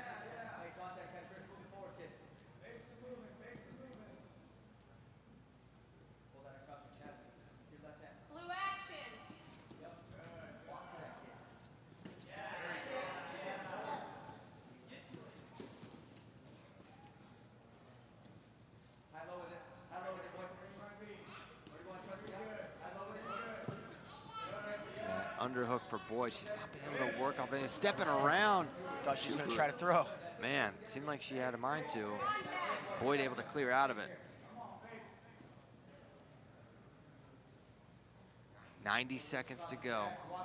Boyd's got to create some action here.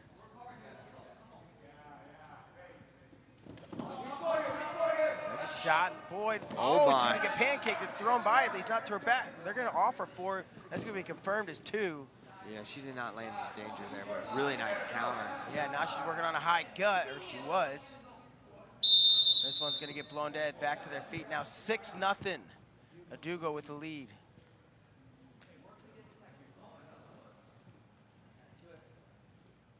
We're back neutral, minute 3 to go. Nwachukwu into the lead, extending her lead methodically. Takedown, step out, step out, step out, takedown.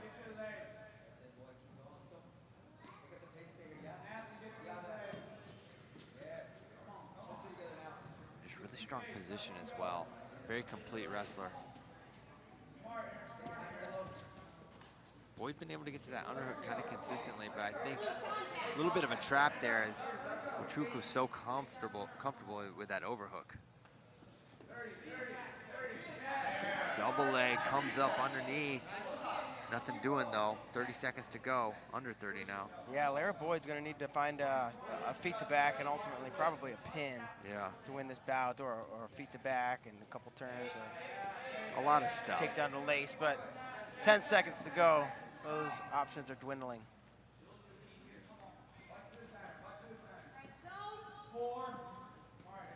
And that's going to do it. Stepping in, and that's how it's going to end.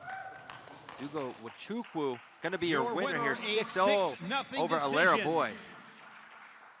From Iowa Wesleyan University, Adaugo Nwachukwu. All right, underway, 109 pounds. Emily Shilson in the blue, Peyton Prussin in the green, I guess we'll say, gray and green. Red ankle bands.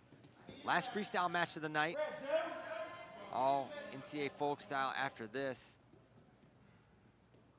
You mentioned Shilson, all her accolades, and stone cold, I call her, we call her. She wins, she loses, she doesn't get too high, doesn't get too low, but she is all business out on the mat, and she is tough as they come. Emily Shilson, rock solid. Yeah. As I say that, Prussin circles around the corner with the sweep single in on the leg. Was trying to run the corner, but Shilson, good hips, head pops to the outside now. What an exchange this is. Starts head out, head inside now, head outside for Prussin. Good far ankle defense by Shilson. Good pressure here. Prussin now working to a crackdown position. Can she finish though? Yeah, she was in. I like that they're letting it go. They're wrestling through different positions. Prussin in position to score this. And I think she's really close. Yeah, I think she's gonna score. I say that. Nothing yet. Oh my gosh, how hard is Shilson to take down? And there it is. 2 points on the board for Prussin to start things off here. And Shilson's got to be careful. She's going to give up exposure here, hanging onto that leg. And able to. Great start.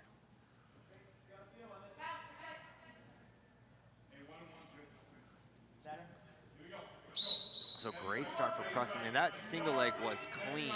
Yeah. And she had to work a lot to get that finish too. She goes from head out, head inside, head outside. The far ankle defense from Shilson, and she didn't like that hand to the forehead. Didn't appreciate it, but Man, she's wrestled all over. She's definitely had her I'm sure she's had worse. face busted on. Face busted, hair pulled, right? Oh, yeah.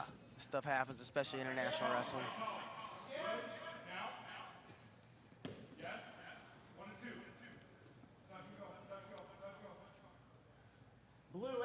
Elbow control there for Shilson. And her differentiator could be her parterre offense. She's got a lot of different turns, but to get there, you got to get there. You need a takedown. And so far, it's been a great job by Prussin. And they're going to hit Shilson for a passive warning. 47 seconds to go in the first. Good fakes. There's a low level. Well timed. She's in, out, in. Darts in from the outside, has the ankle low level. She's trying to finish it straight on. Could she drive her knees underneath and pop, come out the back door? We'll see. Prussin, solid defense at this point. 30 seconds to go in the first period. And they're gonna stop it, put them back up neutral, 25 on the restart. They weighed in about the same, but Prussin's got a real length advantage. And we've seen her utilize it well, especially there in that defensive scenario. 20 seconds to go in the first.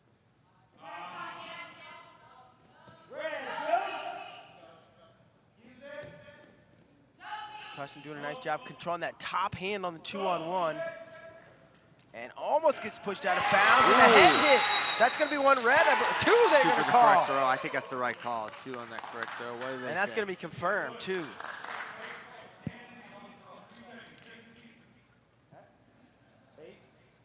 Good job there, Prussin. It's going to take a 4-0 lead here into the break, and you would have thought on paper Shilson the favorite, For sure. That's why we wrestle.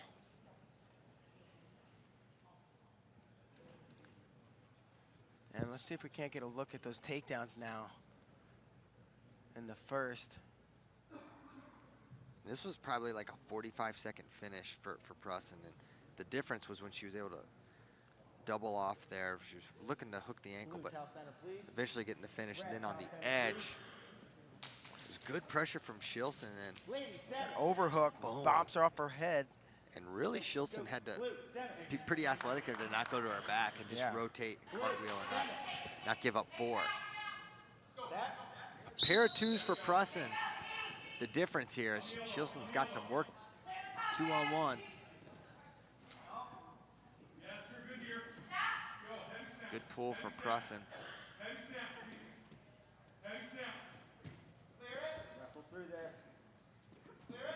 And once again, well, Shilson got to the leg, but she's shallow on it, and she's extended her arms.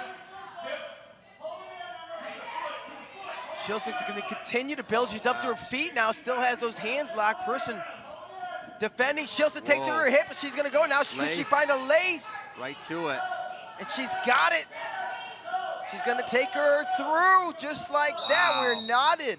Points add up quickly here in freestyle. A takedown and a leg lace for Emily Shilson will give her the lead on criteria now. 2:18 to go in the bout. Parterre offense, a real area of skill for Shilson, and able to transition perfectly from that low shot to the leg lace. So 4-4 criteria for Shilson. So if the match were to end, Shilson wins. No overtime in freestyle. Underhook on that left side for Shilson.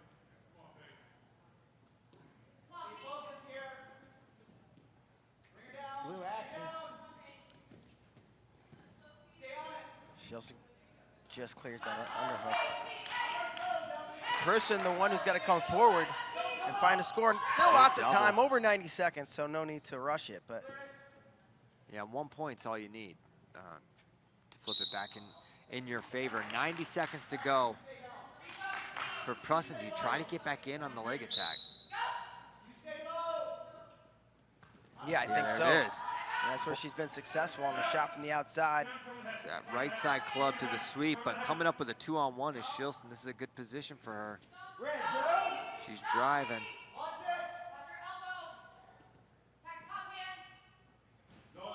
Again, Prussin going to that top hand on the 2-on-1, controlling those fingers and clearing that 2-on-1 tie. Shilson staying low in the center. She darts in once again on that low-level shot. If nothing less, she's eating some clock, but I'm sure she'd like to score. Now Prussin locks through the crotch. He's gonna try to take this through on a crotch lift, but unsuccessful. And we'll restart, 42 seconds to go.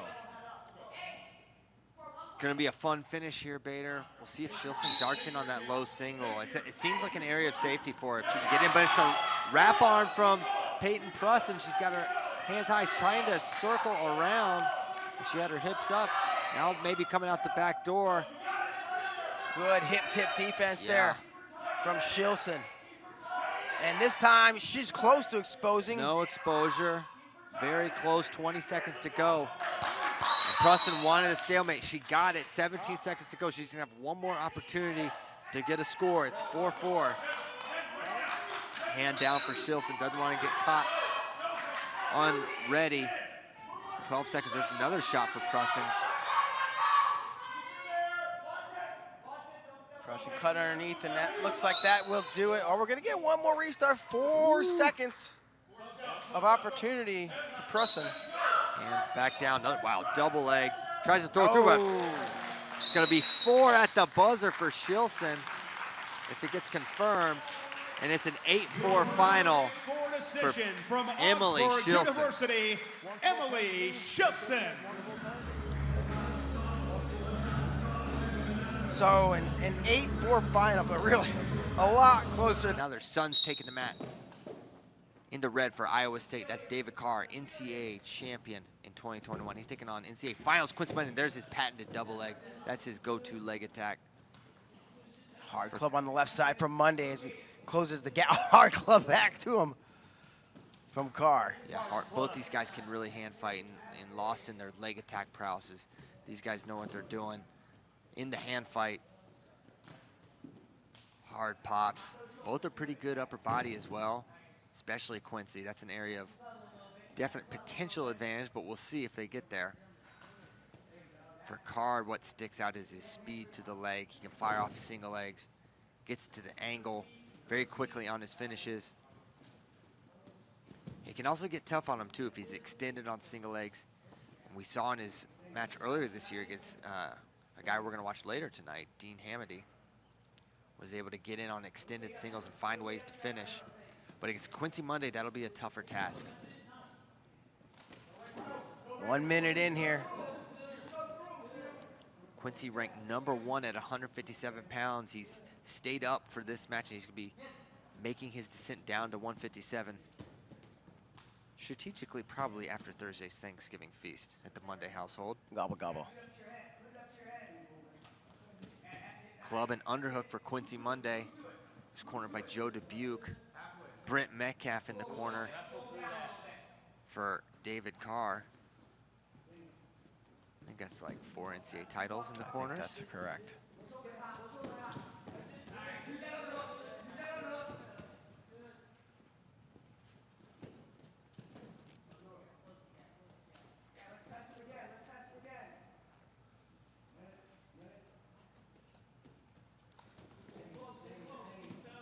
Carr not fired off a committed leg attack yet. There's a good fake, and he opens up Quincy, fires off a double, but good down blocks from Quincy Monday. These two had never competed against each other, though they have trained together a little bit. They used to find themselves together at camps and clinics when they were younger, and like middle school and high school. And so they rolled around quite a bit. So first time we're doing it with the singlet on under the lights, though. 30 seconds to go in this first period. Very calculated start. Yeah.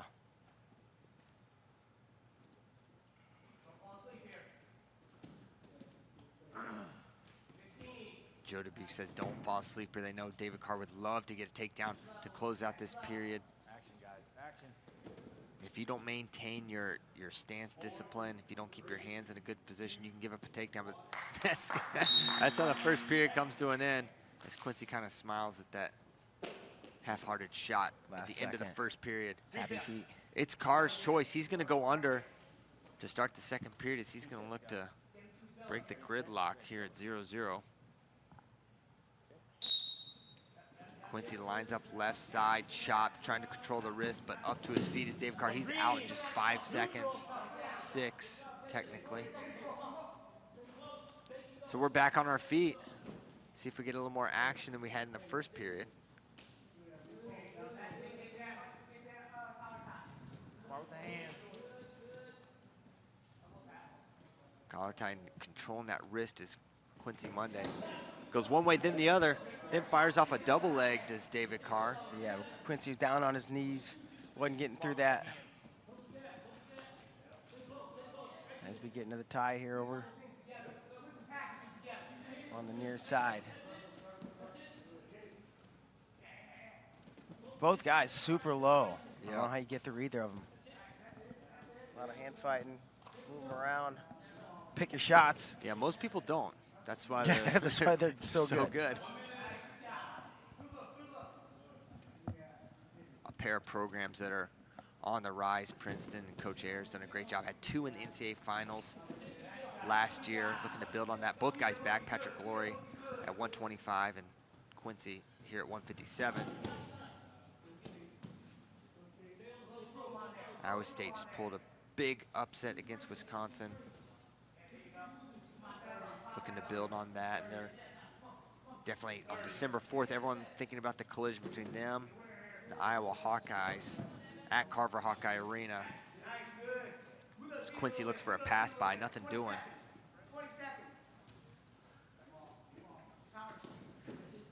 Level change by David Carr. He's kind of like, man, not sure what to do. I'm not sure I'm gonna break through this defense.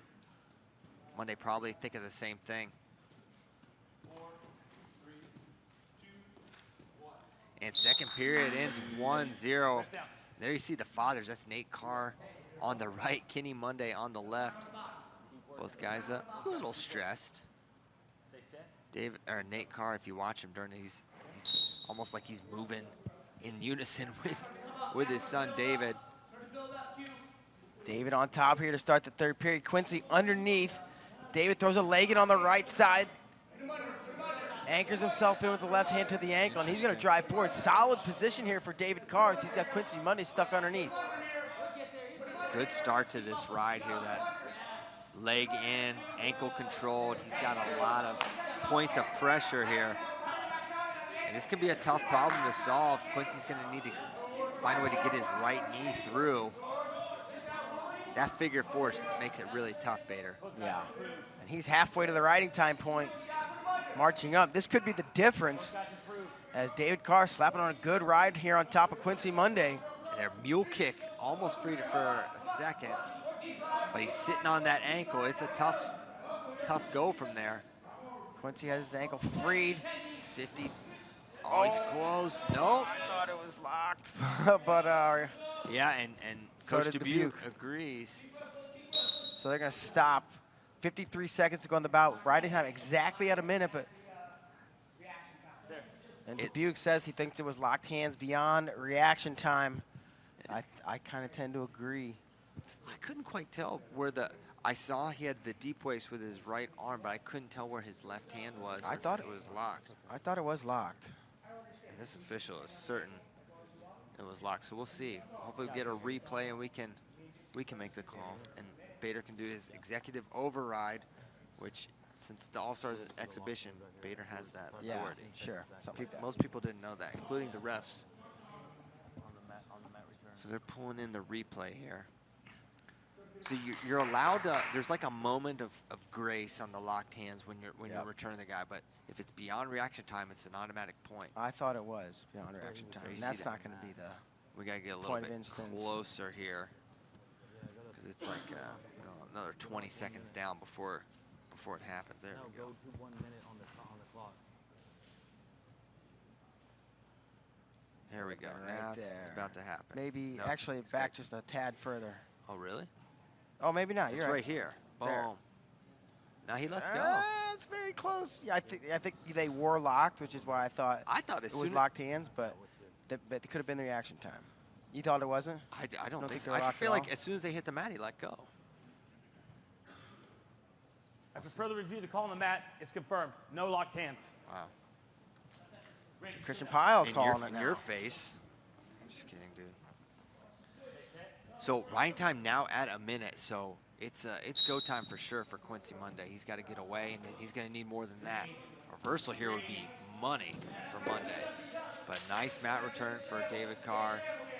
Sit out for Quincy. Quincy up to his feet, and he's going to cut away. So 1-1, but 16 seconds of riding time. The difference in favor of David Carr, and he's now out in the front headlock. Losers at 30 seconds to go. Ooh, slick drag on short offense. Nothing going, though. Way to square up from Monday. 20 seconds to go.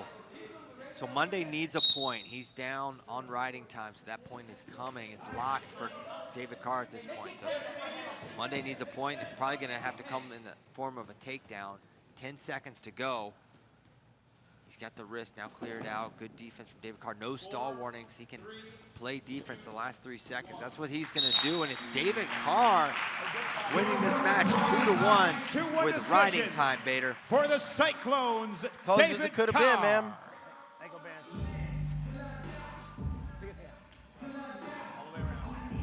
So we're going to see a volume of leg attacks against one of the best scramblers in the country right now in Keegan O'Toole. And there we are underway in the white. Well, they're all in white. You know, the one that looks like Keegan O'Toole is him. And this match, the wrestling nerd's dream, right? It's going to be a lot of action. And right now we see O'Toole in on the leg, and he's going to methodically come across the body and score 2 as he collects the hip of Hamady. What a finish there. Head inside, head outside. Now we'll see if he can get a ride going. He's a great leg rider. He works tilts well. Great cradles on top for Keegan O'Toole. Quite a start here, sitting on that ankle. Now looking to come up and out is Dean Hamady, who was a true freshman All-American last year at 165. One of the more fun guys to watch, but he's got a real test on his hands with Keegan O'Toole. Yeah, and I was kind of surprised that O'Toole came out, and like I said, it was an easy takedown, but he had a lot of success. Looked easy for him. Right. Now looking for the return, and he's gonna get it. And one more. Man. Continues to work that body up to their feet now. O'Toole's gonna bring him back. Already a minute riding time for Keegan O'Toole. As he sits on that ankle. Looking to come up is Hamady. They're on the edge though. Oh, good return. As they go towards the edge, keeping that foot in, and now they go out of bounds. Restart, much needed for Dean Hamady. Minute 13 of riding time. Great start for Keegan O'Toole.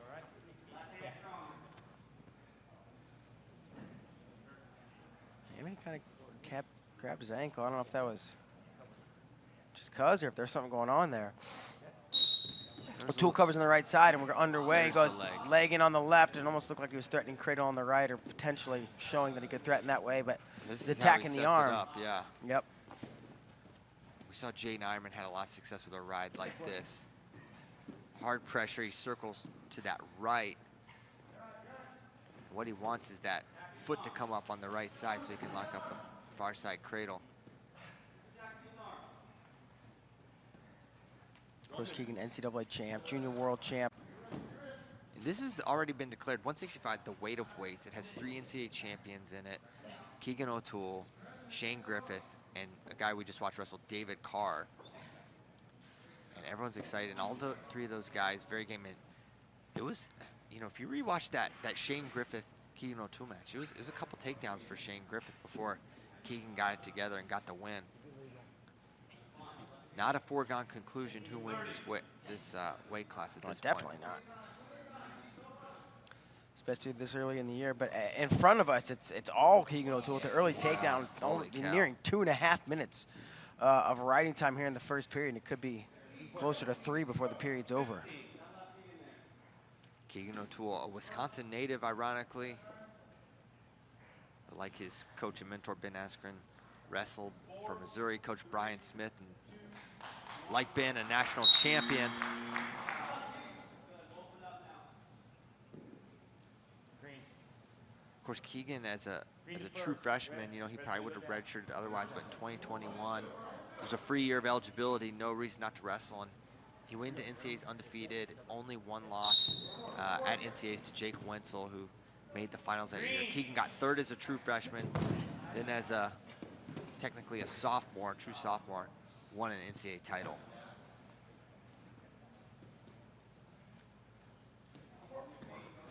Keegan starts the second period underneath as Hamady looks to ride a little bit. What is the eligibility even? He's a true sophomore next, or he's a true junior next year. He's a true senior, and he's a COVID senior. It's truly confusing, is what it is. Yeah. It's going to be like 6 years before we're like really know what people's eligibility. Whoa, look at this reversal. Yeah, great wrestling standing reversal there. So 4-0 lead, and Hamady back underneath, and that's why I was wondering. I was like, do you really want to try to ride him that much, or do you want to kind of kick him and see if you can get something going on your feet? Because you gave up so much riding time in that first period. But now, Hamady nearly away. Yeah, I think he's going to score the escape. He's got to get the hand across the center of the bag. They'll give it to him. 4-1, 2:30 riding time already for Keegan O'Toole. We'll see if Hamady can fire off his first leg attack of the match. Didn't have much of an opportunity because Keegan fell into that leg so quickly to start this first period. Now 40 to go in the second.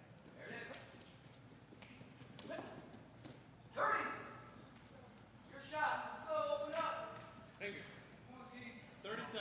Keep the hands clean. Clean them up. 25 to go. Hard clubs there from Dean Hamady.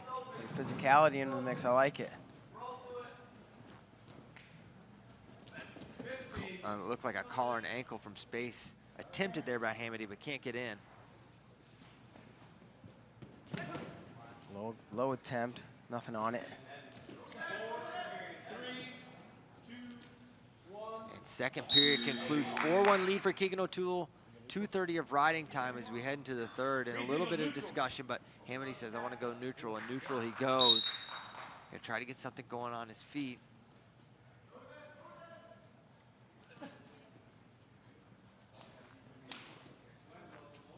Really been looking forward to the exchange of Hamady on the leg and seeing what Keegan O'Toole can do, but so far, the head-hand's been tough for Hamady to get through. A little overcollar work, but nothing doing. 90 seconds remaining.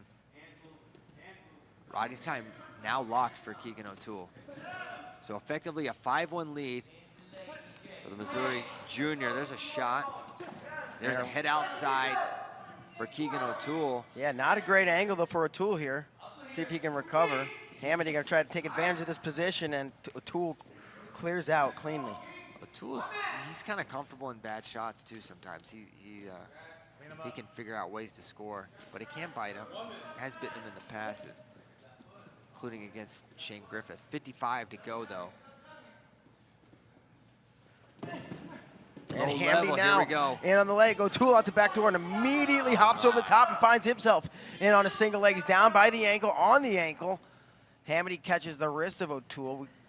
Can we see a stalemate? Keegan's going to stand it up. So. Let's go with the grip. It comes back to the ankle. Readjusting his lock, kicks once. Nothing on it. Has the leg up in the, was up in the armpits, a little lower now. O'Toole readjusts, takes his time for a second here.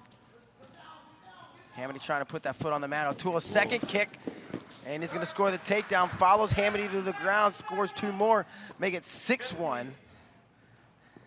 Man, effectively 7-1. Sort of unbelievable how easily he got to that counter. Just dives over. Let's Oh, go for assassin. assassin, man.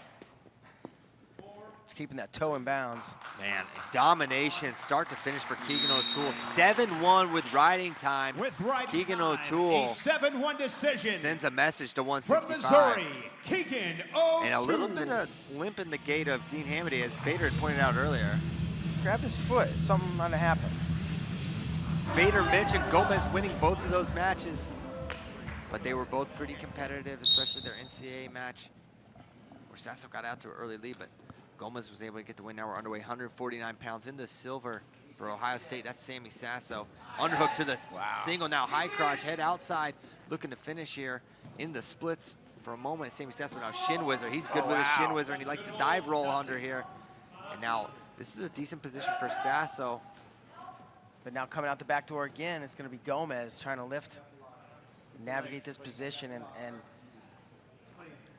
probably as much confidence he's ever had as Austin Gomez. Yeah, I can't imagine. That was a great opening attack, and honestly, I thought Gomez had Sasso dead to rights, which is a credit to the defense of Sammy Sasso. He was able to find a way to get to that stalemate. 30 seconds in, already a great attack and great scramble.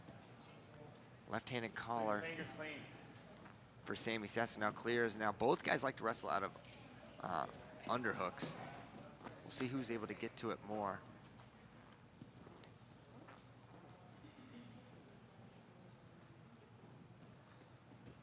Sasso, an NCAA finalist in 2021. Gomez on the podium last year, finishing 4th at 149, losing to Bryce Andonia in that 3rd, 4th place bout. One of the best matches of NCAA. It's probably the best match.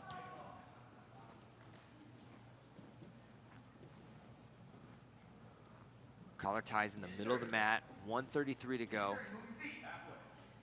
Hiding that elbow is Austin Gomez as Sasso paused at an ankle, not there. Hard left club there from Austin Gomez. There you see him looking for that leg attack. Good defense from Sammy Sasso.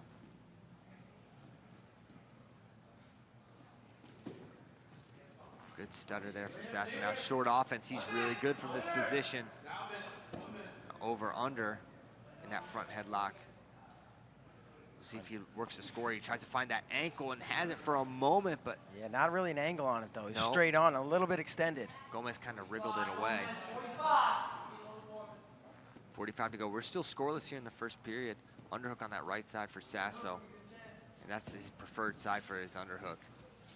But good head position for Gomez as he's trying to circle out of it, and does. 30 seconds.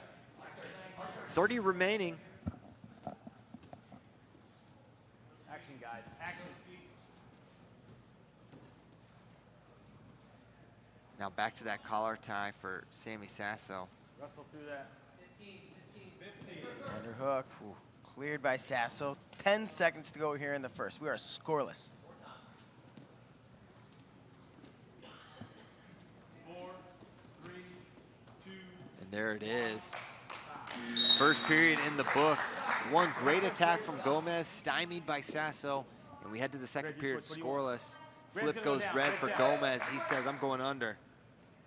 Stymied, I like that, Christian. It's a good All one. right. I'm gonna steal it. I'll keep it in the rotation.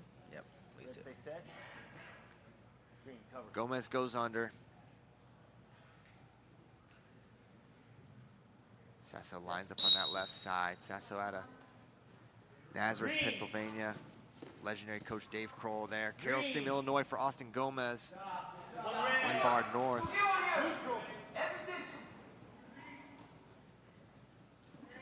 Collar, and there's a shot attempt. Nothing doing as Gomez gets that quick escape.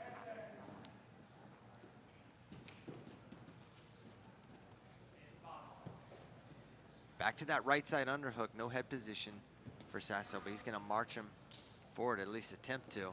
Now Ooh. over under now. Ooh, both guys. And Sasso steps right in, let's see what happens.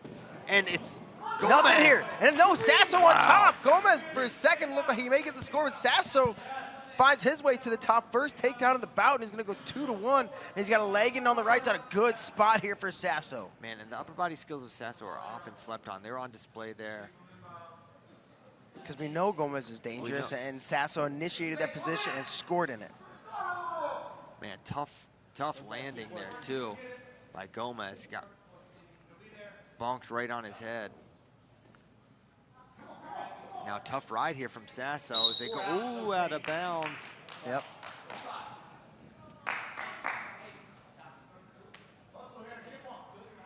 Escape here is big for Gomez if he can get it. Whereas a ride for Sammy Sasso could put him in a great position headed into the third period. Sasso lines up on that right side yet again. And oh, wow, immediate escape. Half a second. I don't know if An immediate attack, wow. He knows it's go time, and he's trying to go back to that shin whizzer looking dive roll. Trying to pass. Nothing here yet. Good scramble. Wow, just able to get that Man, foot that's kind of on dangerous. the other side. Sasso going to continue to wrestle in this position. Both guys. Sasso catches that far ankle, though. Sasso's position's good here. And Foot's neither under, guy though. in a great position. The Sasso maybe a little bit better. Now finds himself on a head inside single. Whizzer there by Gomez. Body lock from Sasso up to the feet. And, ooh, they called too. They said the hand was down. No challenge brick or anything. I think it's going to stand, and that'll do it. 2 takedowns. Super close. Super close, but they're going to call it, and the hands must have been on the mat for a split second, and the refs, that's how close it was. I think the refs are going to take a look at it themselves. I think that's fair because it was very close. Man, let's see what they do here. Yeah. It was close. I honestly, watching it live, I didn't think the hands touched at the right point in time. Then maybe they came up before the takedown was secured. That's what I thought, but I need to see the replay to know for sure. But man, if it stands, that's huge for Sasso, who's going to have choice going into the third. All right, here we go. Circles. Oh yeah. Oh well.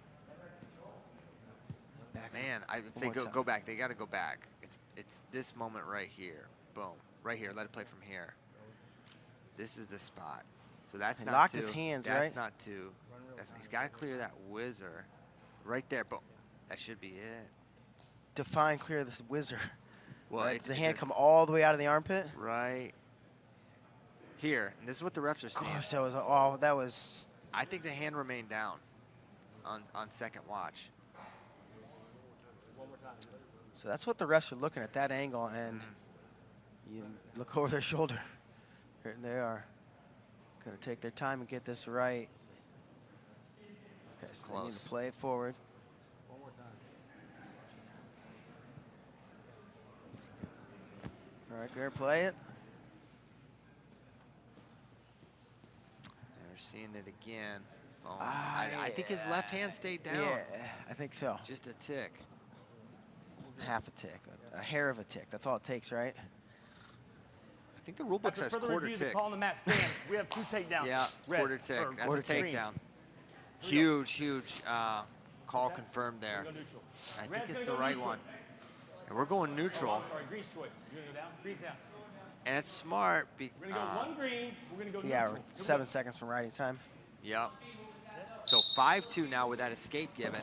And there's a shot right away from Gomez, who knows he's going to need more than one takedown. Offensive-minded Austin Gomez immediately scores his takedown. He's going to kick Sasso away and immediately gets back in on another shot. Wow. Oh wow. 6 up. Now what do? You got to kick him again. He scored 2 takedowns in 20 seconds. Gomez feeling it, and really feeling it. Now look at this, third period. Is Gomez's period so far? 3 takedowns in 30 seconds. Holy smokes, Gomez lighting it up here to start the third. He's got a 1-point lead. And, I mean, kick him away and go again, right? I don't think you're going to hold him down the rest of the period. Just like that, we're not at 8-8. See Sasso keeping that right hand down. It's been the attack has come to the same side, I believe, every time. Yeah, it was same attack, I think, 3 times in a row. To the right side of Sasso, a left-sided attack for Gomez.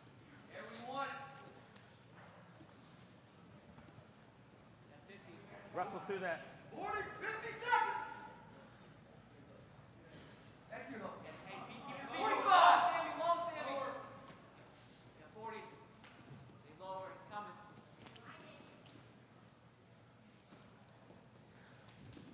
And there it is one more time. He finally takes the attack. And another attack here. Second effort back on that same shot. Sasso fighting here. Sasso going like almost a chest strap. He's got it deep here. That's tight. Is he gonna roll it through? Yes. He's gonna attempt to roll it through, but Gomez gonna finish strong. He's up 10-8 now, 15 seconds to go. There's an escape. Sasso's gotta come. 10-9. in. Oh, he's in. He's in position. The Sasso loses at the last second. Oh, boy. What a match. about 10-9 match of the evening, 149. decision. 4 takedowns in the third, Bader. A 10-9 Austin decision Gomez, your for winner. Wisconsin's Austin Gomez. 149. Epic NCAA finals decided by mere seconds in tiebreakers. Now underway, 174 pounds. In the maroon for Virginia Tech, that's Makoyed Lewis. In the blue for Penn State, Carter Starachi. Keep the hands clean. Carter getting to that underhook right away. And the motion, the stutter, the fakes, it's how Carter gets in on a lot of his leg attacks. But in the NCAA finals, and there you see Makoyed on that elbow. And he has one of the most powerful elbow passes I've ever seen. He's hit it on greats. He's hit it on Carter Starachi. I've seen him hit it on Hayden Hidley. You've got to clear that elbow when he gets there, just like Makoyed needs to get out of this underhook from Carter Starachi, and he does. But the stutter fakes from Carter are also a vulnerability. And Makoyed was able to time the steps really well, gets in on a deep single in their NCAA finals match, but was unable to finish. And those little minute details are what decide matches when the skill level is so comparable. There's a shot re-attack sequence Couple there. in a row. And it was Makoyed who opened the NCAA finals with a takedown. And it was a third period sprint, a flurry of attacks from Carter before he ultimately was able to drop in on a left side attack and doubled off. One thing that Carter does really well is when he gets to a leg, he locks his hands on that double right under the butt, and it negates the great hips of someone like Makoyed Lewis.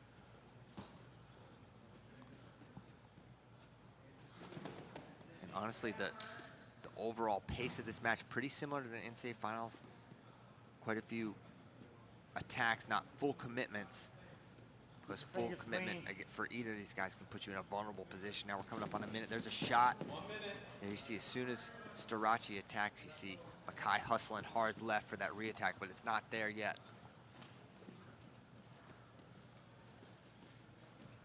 They battle on the center of the mat here, just under a minute to go now in our opening period.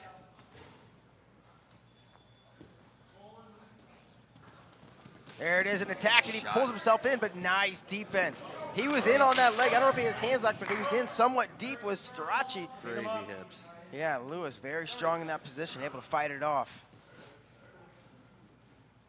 Makoyed Lewis burst on the scene as a freshman. He's the 8th seed at NCAAs, won a bracket, taking out the top seed, Alex Marinelli, taking out Evan Wick, and then taking out 2-time NCAA champion Vincenzo Joseph of Penn State in the finals, making Makoyed Virginia Tech's first national champion in wrestling. There's a shot right away, but running out of time. Time runs out. Say right at the end of the period, runs out of time. Red's gonna go down. Red's down. And Starachi gonna go under to start the second period. So very calculated start for both guys. Right away, Carter's up to his feet, fights the hand, and he's out in 5 seconds. So quick escape for Carter Starachi. We're back where we saw Wrist control first there. period. You see Carter getting his feet moving a little bit.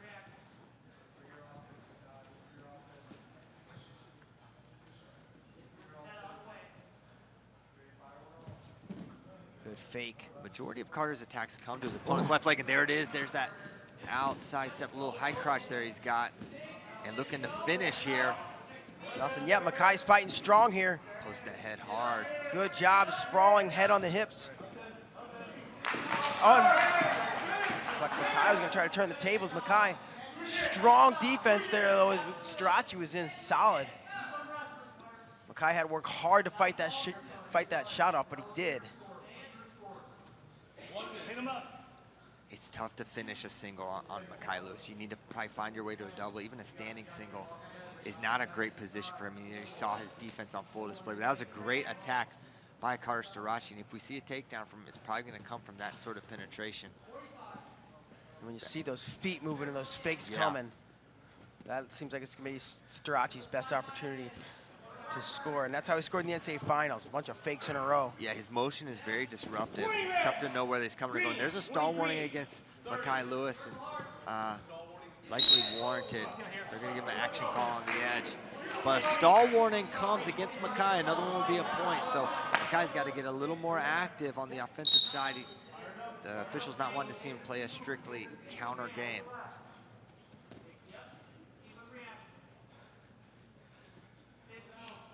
.15 remaining in the second period. There's another shot from Carter Starachi. He's trying to find that opening. The opening's not there yet. Second period concludes, 1-0 lead for Carter Starachi. We're headed to the third. McKee gonna go underneath. See what sort of ride Carter Starachi throws and McKee Lewis. Both these guys were able to get away in their NCAA Finals match. The riding was the difference. It was the difference, yeah, by mere seconds of riding time in the tie-breaking criteria. We'll see if there's this little knee pinch. You see Penn State's kind of perfected it, but now up to his feet. Towards the edge they go. And they're gonna go out. They go out of bounds, so 16 seconds of riding time for Carter Starachi accumulated. 44 more seconds would give him a potential riding time point. And could he get up to that minute mark, you know, at this point? I'm sure that's what he's thinking. Guy's tough to ride, and now he's up to his feet again, but little broomstick finish or return there from Carter Starachi. He's in a good spot here. The longer he stays on top, the more confidence Carter's gonna have, maybe the more McKee's gonna question if he's gonna be able to get out. A good return there from Carter Starachi. 20 seconds from the riding time point being there for the minute, I guess. Really strong forward pressure, claw ride there. Carter's got the wrist. Ooh, nice Navy ride. Man, that's a throwback, Bader. You don't see a lot of Navy rides. No, you don't. Even the Navy doesn't do it. Bring it back, Coach Cole. And so we're over a minute of riding time for Carter Starachi. Great ride. Carter did a great job of preventing McKee from getting hands. When he got to that standing position, he wasn't able to clear those hands out. So now McKee's got a lot of work at him, because not only does he have to get away, he's got to find his way to additional points. A reversal here would be just what the doctor ordered for McKee, but so far no vulnerabilities shown from Carter from the top position.